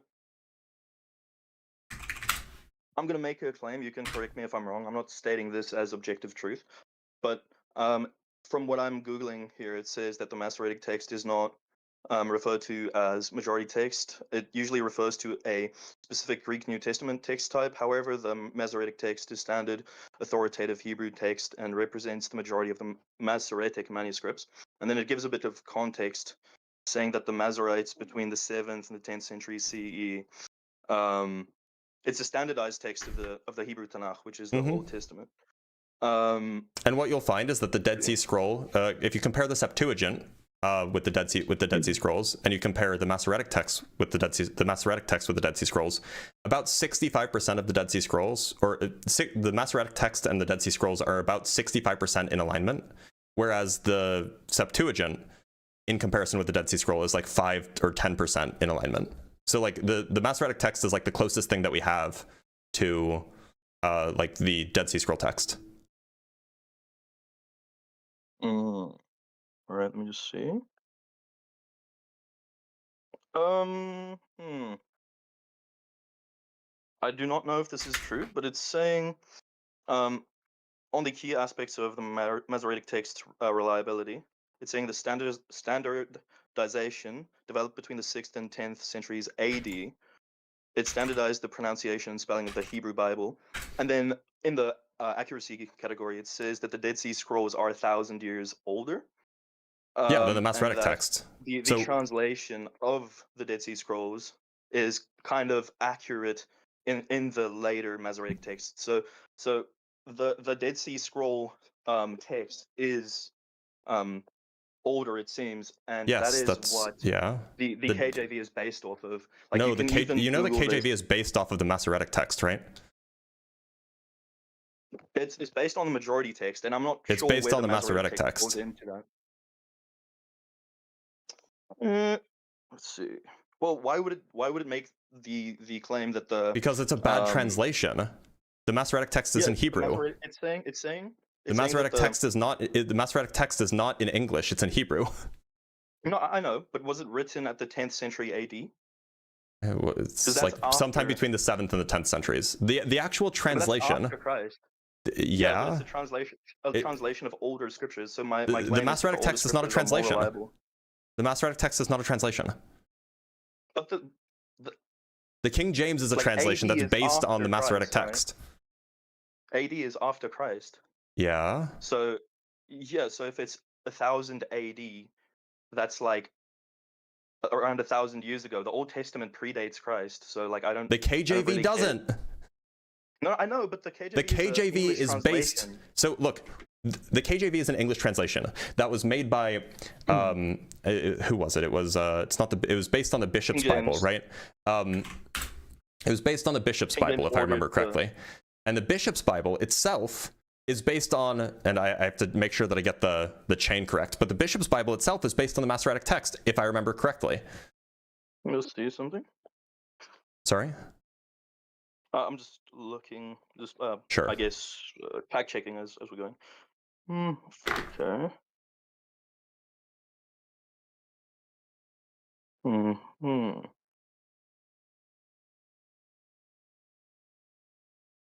Okay. Yeah. I guess we can go into, like, I don't know how important the I guess the dash is, you know. The point is that you have to look at the Hebrew. You can't just translate word for word. Yeah, true. Let's you know what? I'm just gonna check. Let's see. So by the way, the dash is not a dash. It's not actually present in the Hebrew. There's a word, and the word is et, which is not. It doesn't have an English translation, which is why they translated it as a dash. It's like a grammatical object. That's like, used to signify like a noun. It's used to signify a particular relationship between like subsequent. It's used to signify a like grammatical relationship between certain words. So, okay, it's like a connection and then just a continuation. It's not Is that what really you're a saying? connection. It's not Is that what really you're a saying? connection. But the point Okay. is that the order of words in Hebrew is not the same as the order of words in English. So if you do a direct linear translation of word for word, you will get something that is not how it would be understood if you were like fluent in Hebrew, right? Or biblical Right. Hebrew. No, listen, I get like we don't have to I guess reach a consensus on that verse particularly, because I have a lot. Like Daniel by itself is talking about the Son of Man coming with the clouds of heaven before the Ancient of Days, and the term Son of Man in the Hebrew context is actually more of a divine title than the term Son of God, because in the scriptures the angels are even called B'nai Ha-Elohim, which means sons of God. And Jesus even said, "Do not be like confounded or whatever that I called you sons of God, for is it not written?" You know, so that is not that much of a divine title. But when Jesus stood before the Sanhedrin and they tore their clothes, he was saying, "I am the Son of Man, and you will see me coming with the clouds of heaven in power." Yeah, so he was seated referring on back the to right Daniel. hand That of doesn't mean that majesty. Daniel was referring to him. Yeah, but the thing is, though, in Daniel we have a messianic prophecy that talks about this Son of Man, because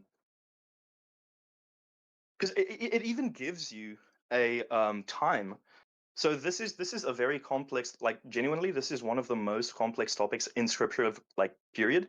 Yeah, and if you want to It's talk called about that, these. I could recommend that you talk. I could recommend somebody to talk to that who knows a lot more than I do. Yeah, I guess, but I think this still supports So my understanding is that the the only way original. that the only way that the Daniel prophecy gets you to Jesus is if you take a particular proclamation of a particular Persian emperor, which was actually the fourth proclamation, as the official one. If you use that one, then I think you get to something that is close to Jesus. But if you don't use that one, if you use any of the other three proclamations, or if you use like the actual dates when Jews returned to Jerusalem rather than the date of a certain proclamation, then you get a different number. So Yeah, no, like I get what you're saying. it's just not particularly compelling. Like if you already believe, I can understand that it would be compelling. But if you don't believe already, go ahead. Yeah, no. Well, it actually gives a sort of mathematical calculation, and this is going to sound outrageous, but it's actually true. You can look at what I'm saying now, just by fact checking. So it's called the Daniel 70 weeks prophecy, and what That's it's what I was about is just it talking tells. about, by the way. Yeah, no, I know, but did you know that it literally tells us the year that the Messiah would arrive? Yeah, if you based on pick what the fourth proclamation, and not when the Jews actually returned to Jerusalem, but if you pick the fourth proclamation by some Persian king, then you end up near and around Jesus. Yeah, it's right. Artaxerxes. It's Artaxerxes. Right, but it's not that wasn't the first proclamation about about Jews returning, right? Yeah, but it's not about the Jews returning. So that wasn't the first relevant proclamation. There were there were three that preceded it. The verse is very specific. I know what you're talking about. Like it's like King Darius or whatever that precedes Artaxerxes. But the claim of the scripture is not the returning of the Jewish people. It is the actual decree to restore the city of Jerusalem. So that decree. And how do we confirm that actually happened in the year that you think it happened? Well, this is not like just all in the Bible. We actually have history that gives us an estimation of when Artaxerxes gave this decree, because this is like an actual historical prince or king, you know, that gave a historical decree for the Jews to rebuild Jerusalem. And it's like the preceding king, like Darius or whatever, he doesn't meet the criteria that the verse gives. So if you actually look at the only group, or the only king that meets that criteria. Also, wait a minute. So even if you grant that, aren't you still 70 years off? Even if you grant that that's the fourth, that's the relevant one. No, aren't you still 70 years off? Because the first 70 years are not a separate 70 years? No, so how it works is the last 7 is there's a separation between the first 69 sevens and the last 7, and the last 7 is supposedly the the tribulation, the 7-year tribulation, and the 69 sevens, or like the 69 weeks, as we translate it, would be the from the declaration onwards. Sorry, from a certain period, but then it would be separated by the church age, which is because the Jews rejected Christ, Christ turned towards the church, and then in the last 7 years he turns back to the Jews. That's kind of what this verse is saying, because it's saying So you have to 77s read into it, is what you're telling me. Well, not really, because it's clear. It says 77s are decreed for your people. This is in context talking. Like, this is Daniel. I'm actually wait a minute. in the Now I'm a Babylonian little bit exile. puzzled. Mm. So it looks like the rebuilding of the Jewish community in Jerusalem began under Cyrus the Great. No, of course not. No, the Jewish people, they were I don't just know. in Look, Babylonian captivity. and look again. Could be very wrong. Just reading on Wikipedia for the history, because I can never keep these dates straight. But I'm just reading that the rebuilding of the Jewish community in Jerusalem had begun under Cyrus the Great, who had permitted Jews held captive in Babylon to return to Jerusalem and rebuild Solomon's temple. Consequently, a number of Jews returned to Jerusalem in 538 BC, and the foundation of the second temple was laid in 536 BC in the second year of their return. After a period of strife, the temple was finally completed in the 6th year of Darius, 516 BC. Is that wrong? Let's see. There is a reason. Let me just see. Because Artaxerxes lived like 60 years later, or reigned like 60 years later. Let's see. Just checking, if you don't mind. So, it says Artaxerxes is considered the king who meets the Daniel 9 prophecy because the decrees in 457 BC to Ezra and 445 BC or 444 BC to Nehemiah are the only ones that allow for the restoration and rebuilding of Jerusalem, including city walls and civil autonomy. So while aligning with the prophetic timeline leading directly to the appearance of Jesus Christ, so while Cyrus the Great allowed the rebuilding of the temple, because remember, the verse says the rebuilding of the city. The temple is not the city of Jerusalem, so it needs to meet the criteria of what the verse is actually saying. And Cyrus, according to what I'm reading here, just allowed the foundation or the whatever of the temple to be starting to be built. But then Artaxerxes. So do you have any gave like the decree. direct quote of the Artaxerxes decree compared with Cyrus's decrees? I'm going to be honest. I do not have the actual like word for word verbatim. I've actually quote, never seen the Artaxerxes decree written out anywhere. That's all good. I don't blame you. This is I've heard about this. I've never actually seen the decree. I don't actually know if there was. That's all good. Is there actually do we actually have this decree, or is it just kind of like people wrote about there being a decree? Well, we can look into it real quick, because I think if what I'm saying is true, which Artaxerxes really does only suffice as the only king that meets the criteria of the city being rebuilt, that would be very significant, because that would coincide with, I guess, the around 30 AD or 29 AD time for Jesus's crucifixion, and we also need to know that they weren't using the Gregorian calendar, obviously. So I just did a quick Google. But it looks like the only place that we see the decrees are in the Bible. Let's see. Is this... Maybe y'all in the chat can... Yeah, maybe we have some confirm this, but in the chat. Who knows? But do we actually have record that this decree ever happened? Let's see. Or what it said? Apparently, his Bible archaeological report. Let's see. Sorry, man. There's Ezra 7. So here's some context. I don't know if this is. Wait, let me see. I see a archaeological finding, kind of depicting Artaxerxes from, let's see, I don't think that's relevant, but anyway, it's saying that Artaxerxes the First was the son of Xerxes, and I'm not going to try and butcher that name, Ahasuerus, I don't know, and eventually won the Persian throne in the aftermath of his father's murder, according to the Greek historian Diodorus. So it seems like this Greek historian, does affirm the existence of Artaxerxes. Artaxerxes existed. Yeah, The no, I question know, is did but- he but- actually write this decree, and did he do it when Yeah, you think that he did it? We're investigating, but yeah, no, I just wanted to give some context that there are like historians that actually placed him in the time frame of when this decree would have been given. Let's just see. Because it's not even clear that like this happened. Well, here's the thing, like just some food for thought. Like you can correct me if I'm wrong, but even if this is like written in the Old Testament in the book of Ezra or whatever, that is still, and we have manuscript evidence of those books preceding the New Testament events and writings in Greek, you know.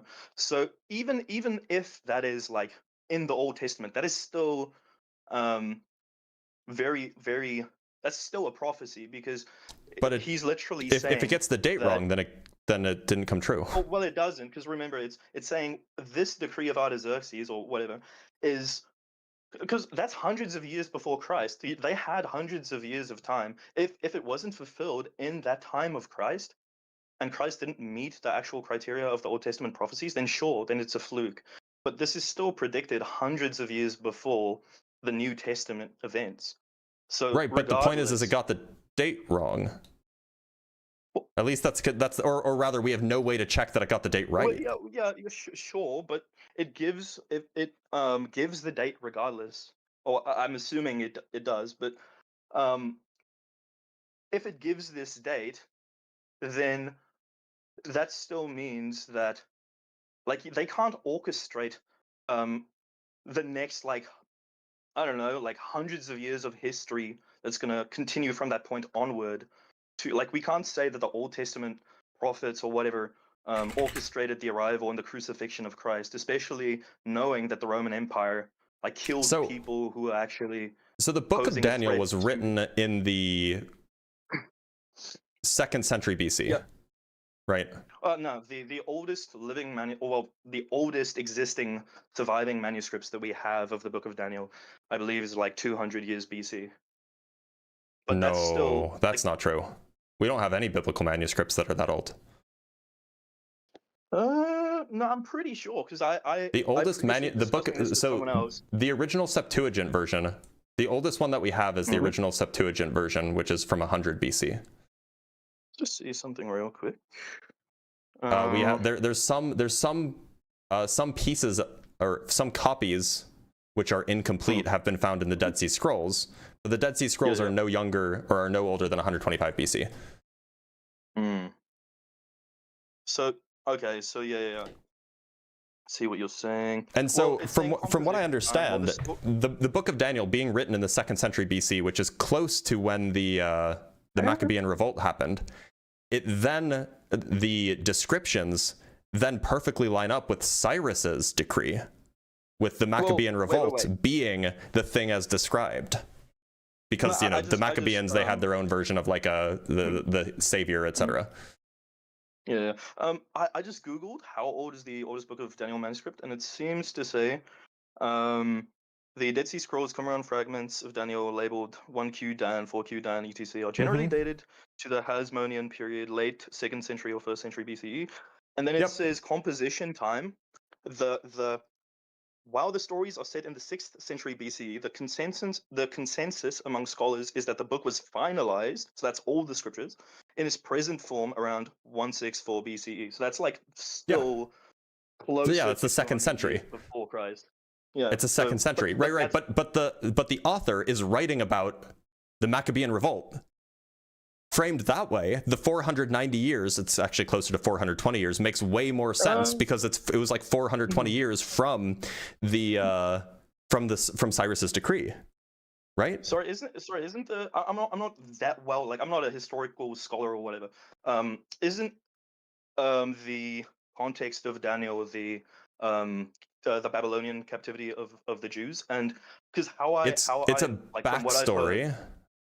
From what I've heard, is Daniel is like writing in like the end of the Babylonian exile, and the reason he's like inquiring about this to God and like praying or whatever is because he supposedly read or like heard about the prophecy in Isaiah that says that the Jews are going to be led into captivity for X amount of time. So he was looking back on that and then saying, okay, God, how much longer is this going to occur? And he then was like, oh, supposedly not according it wasn't 70 years. It's actually 70 weeks of years. So 490 years instead of 70 years. So Yeah. 420 years after the after when, you know, Isaiah said that it would be over. Well, I think it was interesting fact Isaiah. about that is actually this And is that actually a that would very put good it right point you around made. the Hasmonean period. That would put the end of this That's a around the brilliant Hasmonean point period. you made. But the thing is, let's just see something. Times 7.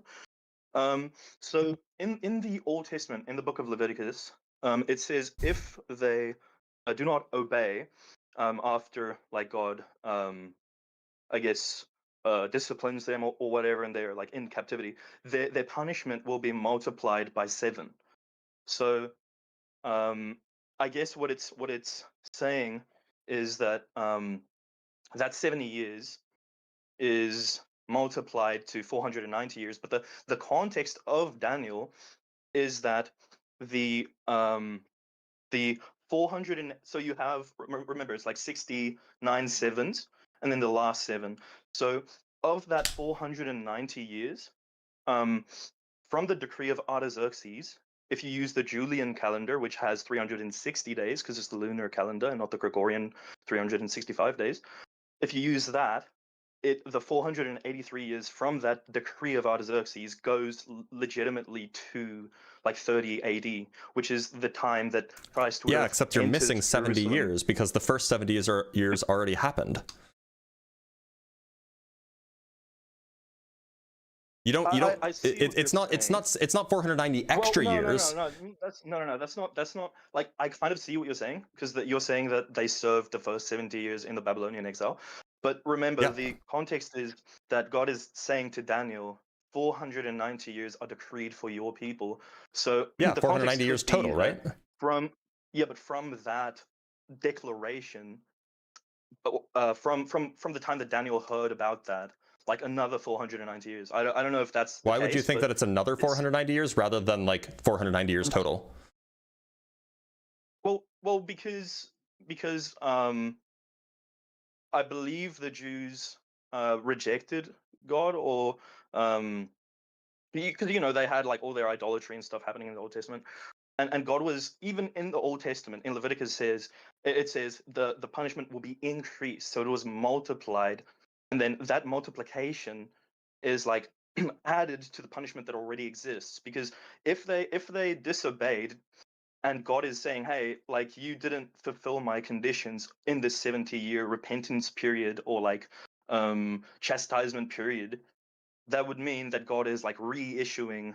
I don't know if that's the case, but it just makes more sense for God to respond and say, it was supposed to be 490 years total though, right? Daniel's like, oh, they thought it was 70 years, but actually they forgot about the thing from Leviticus that makes it multiplied 7 times over. So it should have actually been 490 years, which is why they weren't let go after 70 years. And in fact, there's another 420 years after that required. And so if you do that math, from when Cyrus the Great issued his decree, you end up just in the Hasmonean period. So sorry, I just googled real quick. Hasmonean period, sorry. Man, AI overview is so helpful. It says the Babylonian exile. Sorry, let me just phrase the actual question first. I said, is the Babylonian exile a part of the 70 weeks? Or is the Babylonian exile a part of the 70 weeks or 490 years, and why?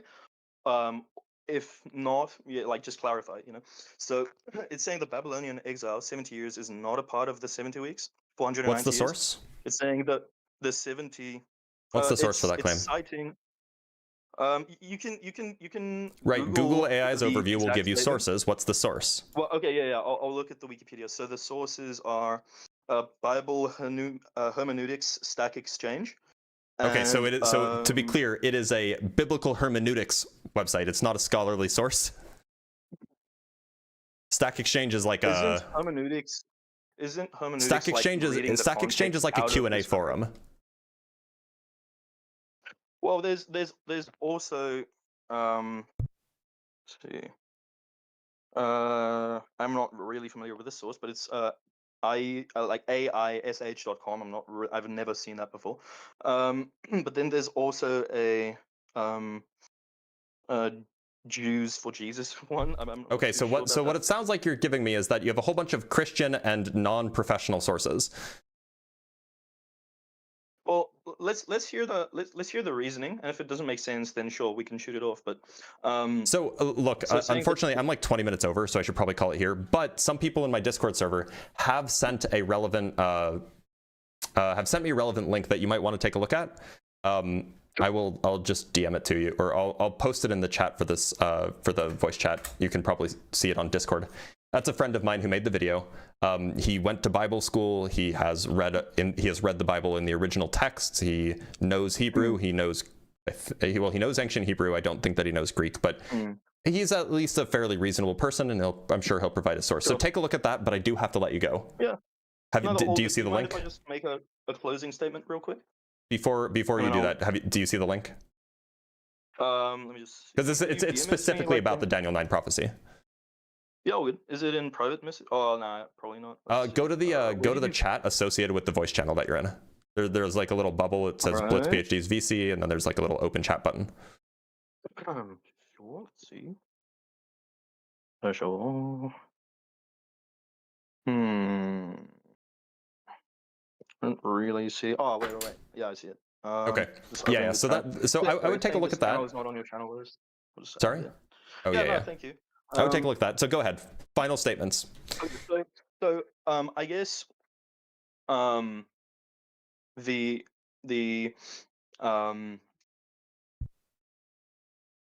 sorry, just humor me like 1 minute. I think I want to touch on like just two really quick statements. First, the 70 weeks, just end off on a very fast conclusion on that, and then just some food for thought in terms of like cosmology and why I kind of believe that there needs to be an intelligent designer. So for the Daniel part, it says Daniel was studying the 70 years when Gabriel gave him a new, longer prophesied 70 weeks of years, or 490 years, meant for the future rebuilding of the city and the coming of the Messiah. The 70 weeks began long after the 70-year exile had ended. The 70 weeks are often divided into 7, 62 in 1 week, focusing on the Second Temple period, and it kind of cites that these were the years of captivity and distillation. Where are you reading from? It's just AI overview, I guess. Okay. But it's making the claim that these were the years of captivity and desolation, starting around 605 BC and ending with the decree of Cyrus. So that's the original 70 years captivity. And then after that, Daniel is sitting at the end of that, and then Gabriel gives a new like context of 490 years being decreed for the Jewish people, and then Daniel 9:24 covers like the death of the Messiah, and the destruction of the temple. And even with that would put Christ before the destruction of the temple in 70 AD, or at least the Jewish Messiah, because the destruction happened in like 70 AD. So we know based on the context of Daniel that the Messiah must have arrived before that destruction occurred, because that's what the verse actually insinuates. Sorry, just on the so I was hoping for closing statements because I do have to go. All I'm going to say is like neither of us are experts in this, so just go watch the video and then come back. If you don't think that it's compelling, you could tell me why. Sweet. That he's a friend of mine, so like I have good reason to trust him. But is there anything in closing that you want to say? Not like new arguments, new claims. So sorry. In closing, just going to touch on why I believe there's a necessity for an intelligent designer. So we know that I guess the expansion of the universe tells us that the universe is kind of finite, and that we need a You're making a new argument. Yeah, it's just a closing statement for why I believe in the necessity of an intelligent designer. That's completely different than, I guess, history or theology. So it is within. Right, but so maybe we just don't do this then, because otherwise, of course, I'm going to want to respond to claims that you haven't made before. Typically, a closing argument is about things that you've talked about. K-Grim, I'm just going to let you go because I'm hungry. I need coffee. But thank you for being here, bud. No, thanks for being respectable, man. Have a great day. Take care. God, I need lunch. See, you know that I'm hungry when I get testy, and that's what's happening right now.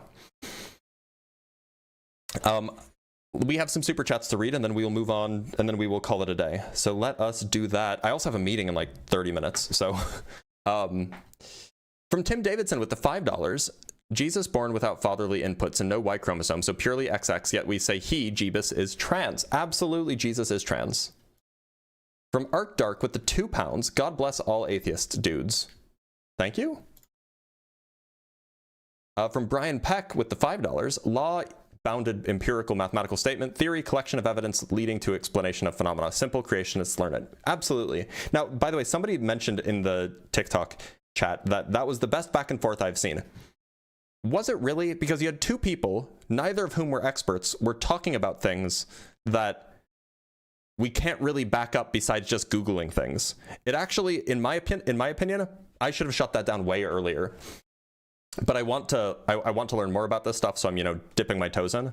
Yeah, in my view, like, I should have just ended that, but I want practice talking about debates or talking about like biblical prophecies and stuff, because that's something I'm kind of weak in. That's why I let it go on for a while. But yeah, that's not, I don't think that was a good showing for anybody, just because we were just relying on Wikipedia and Google AI overviews the whole time. I mean, it was relevant to the topic because his view is that, like, if you can prove the Bible is true, then you can prove the earth is 6,000 years old. But yeah, I mean, like, it's just a matter of one of these things. Like, of course, these things take practice, so you'll see more of that when I do this topic. But this is to say, like, I don't think it was a good showing for anybody, to be honest. Anyway, from Gretchen with the $3, just tell us how many years are in one begat or STFU. True, there are lots of years in one begat, right? From Christopher Sanford with the £2, Argumentum X Hollywood. That's a new one for me. Yeah, right. I'm surprised that he brought up the like, it's fine to bring up a movie, but like, it was just kind of surprising. I've never heard anybody bring that up before. From Huck Rumoon with the $5 Australian, I believe Jesus was a real person. He was just the center of the world's biggest hoax. It's at least possible. From Gretchen Boots with the $6.66. Damn, homie is so all over the map. It's like he's trying to rebuild the British Empire. That's funny. That's a good joke. I should have said that. Pat in the chat with the $5. The fact there has to be a discussion of which translation to use when discussing the Bible is unironically the damnation of it. It's true. I mean, like, it should be super clear, right? But it's not. It's not even clear amongst Christians. From Christopher Sanford again with the £5. I don't know much about Bible translations. I don't know much about the original text. No. Use my preferred translation, I insist. Yeah, so look, again, I don't know a lot of things. So I'm just going off of what Justin told me. Justin is and Dan McClellan, both of whom know a lot more about the Bible than I do. Now look, maybe they're controversial. Maybe they're not as knowledgeable as you might think that they are. But they at least know more about it and know more about the scholarly literature and the scholarly consensus on this kind of stuff than I do. So they're more likely to be right when they say that the NRSV is just better than the KJV. From Gentleman Viking with the $5, this Aussie caller needs to call into deconstruction zone. KJV was written before the DSS were found. Well, now I didn't know that. I don't even know what DSS stands for. Oh, the Dead Sea Scrolls. Yeah. The KJV was written before that. That's true. And from Devil's PD, thank you so much for the $20. Guests brought up the Textus Receptus a few times. I wonder if he knows that that's a bad version of the New Testament in Greek, not a Hebrew text. He might. From Joost Vandenover with the €2, somehow none of this proved a 6,000-year-old Earth. Yeah, I mean, like, look, if the whole business is prophecies, therefore the Bible is more likely to be true, that, like, look, if there were genuine, like, legitimate prophecies in the Bible that got the date and were falsifiable correct, then that actually would be good evidence that, like, there was something divine happening in the Bible, which should at least increase your credence in the other claims of the Bible. However, the trouble is that the Bible is written by different people. So it's possible that you could have some divinely inspired parts and some parts that aren't divinely inspired. From Binary Ghosts with the $10, thank you so much, Binary Ghosts. Maybe it's the Jews that are only about 6,000 years old and every other group has been around far longer. It seems the most likely case since all of the calculations come from the Jewish religion. True. It's possible. From Zoidberg with the $5. Oh, shite, was called the senior student by daddy. Look at the proud face. Will won late.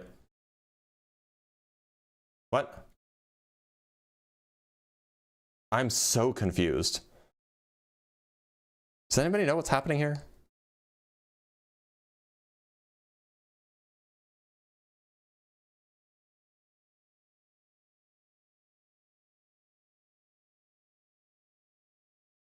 Yeah, I have no idea. I just got to double check to make sure I didn't miss any cash apps or anything, because I always do forget those. Okay, we don't have any cash apps, which is a good sign. And I'm just double checking for anything else. All right, y'all, we are good for the day. Unfortunately for you guys, I will be gone next week. I'm going to a conference in New York. Although I actually just got an email about, oh, maybe I will have to change my flight. Maybe I'll be here on Sunday, actually, because of the storm.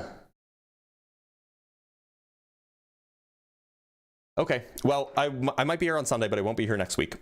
So I will enjoy my time in New York. I hope you guys enjoy your time, your next week and your break. Yeah, I guess see you at the beginning of February. Take care, everybody.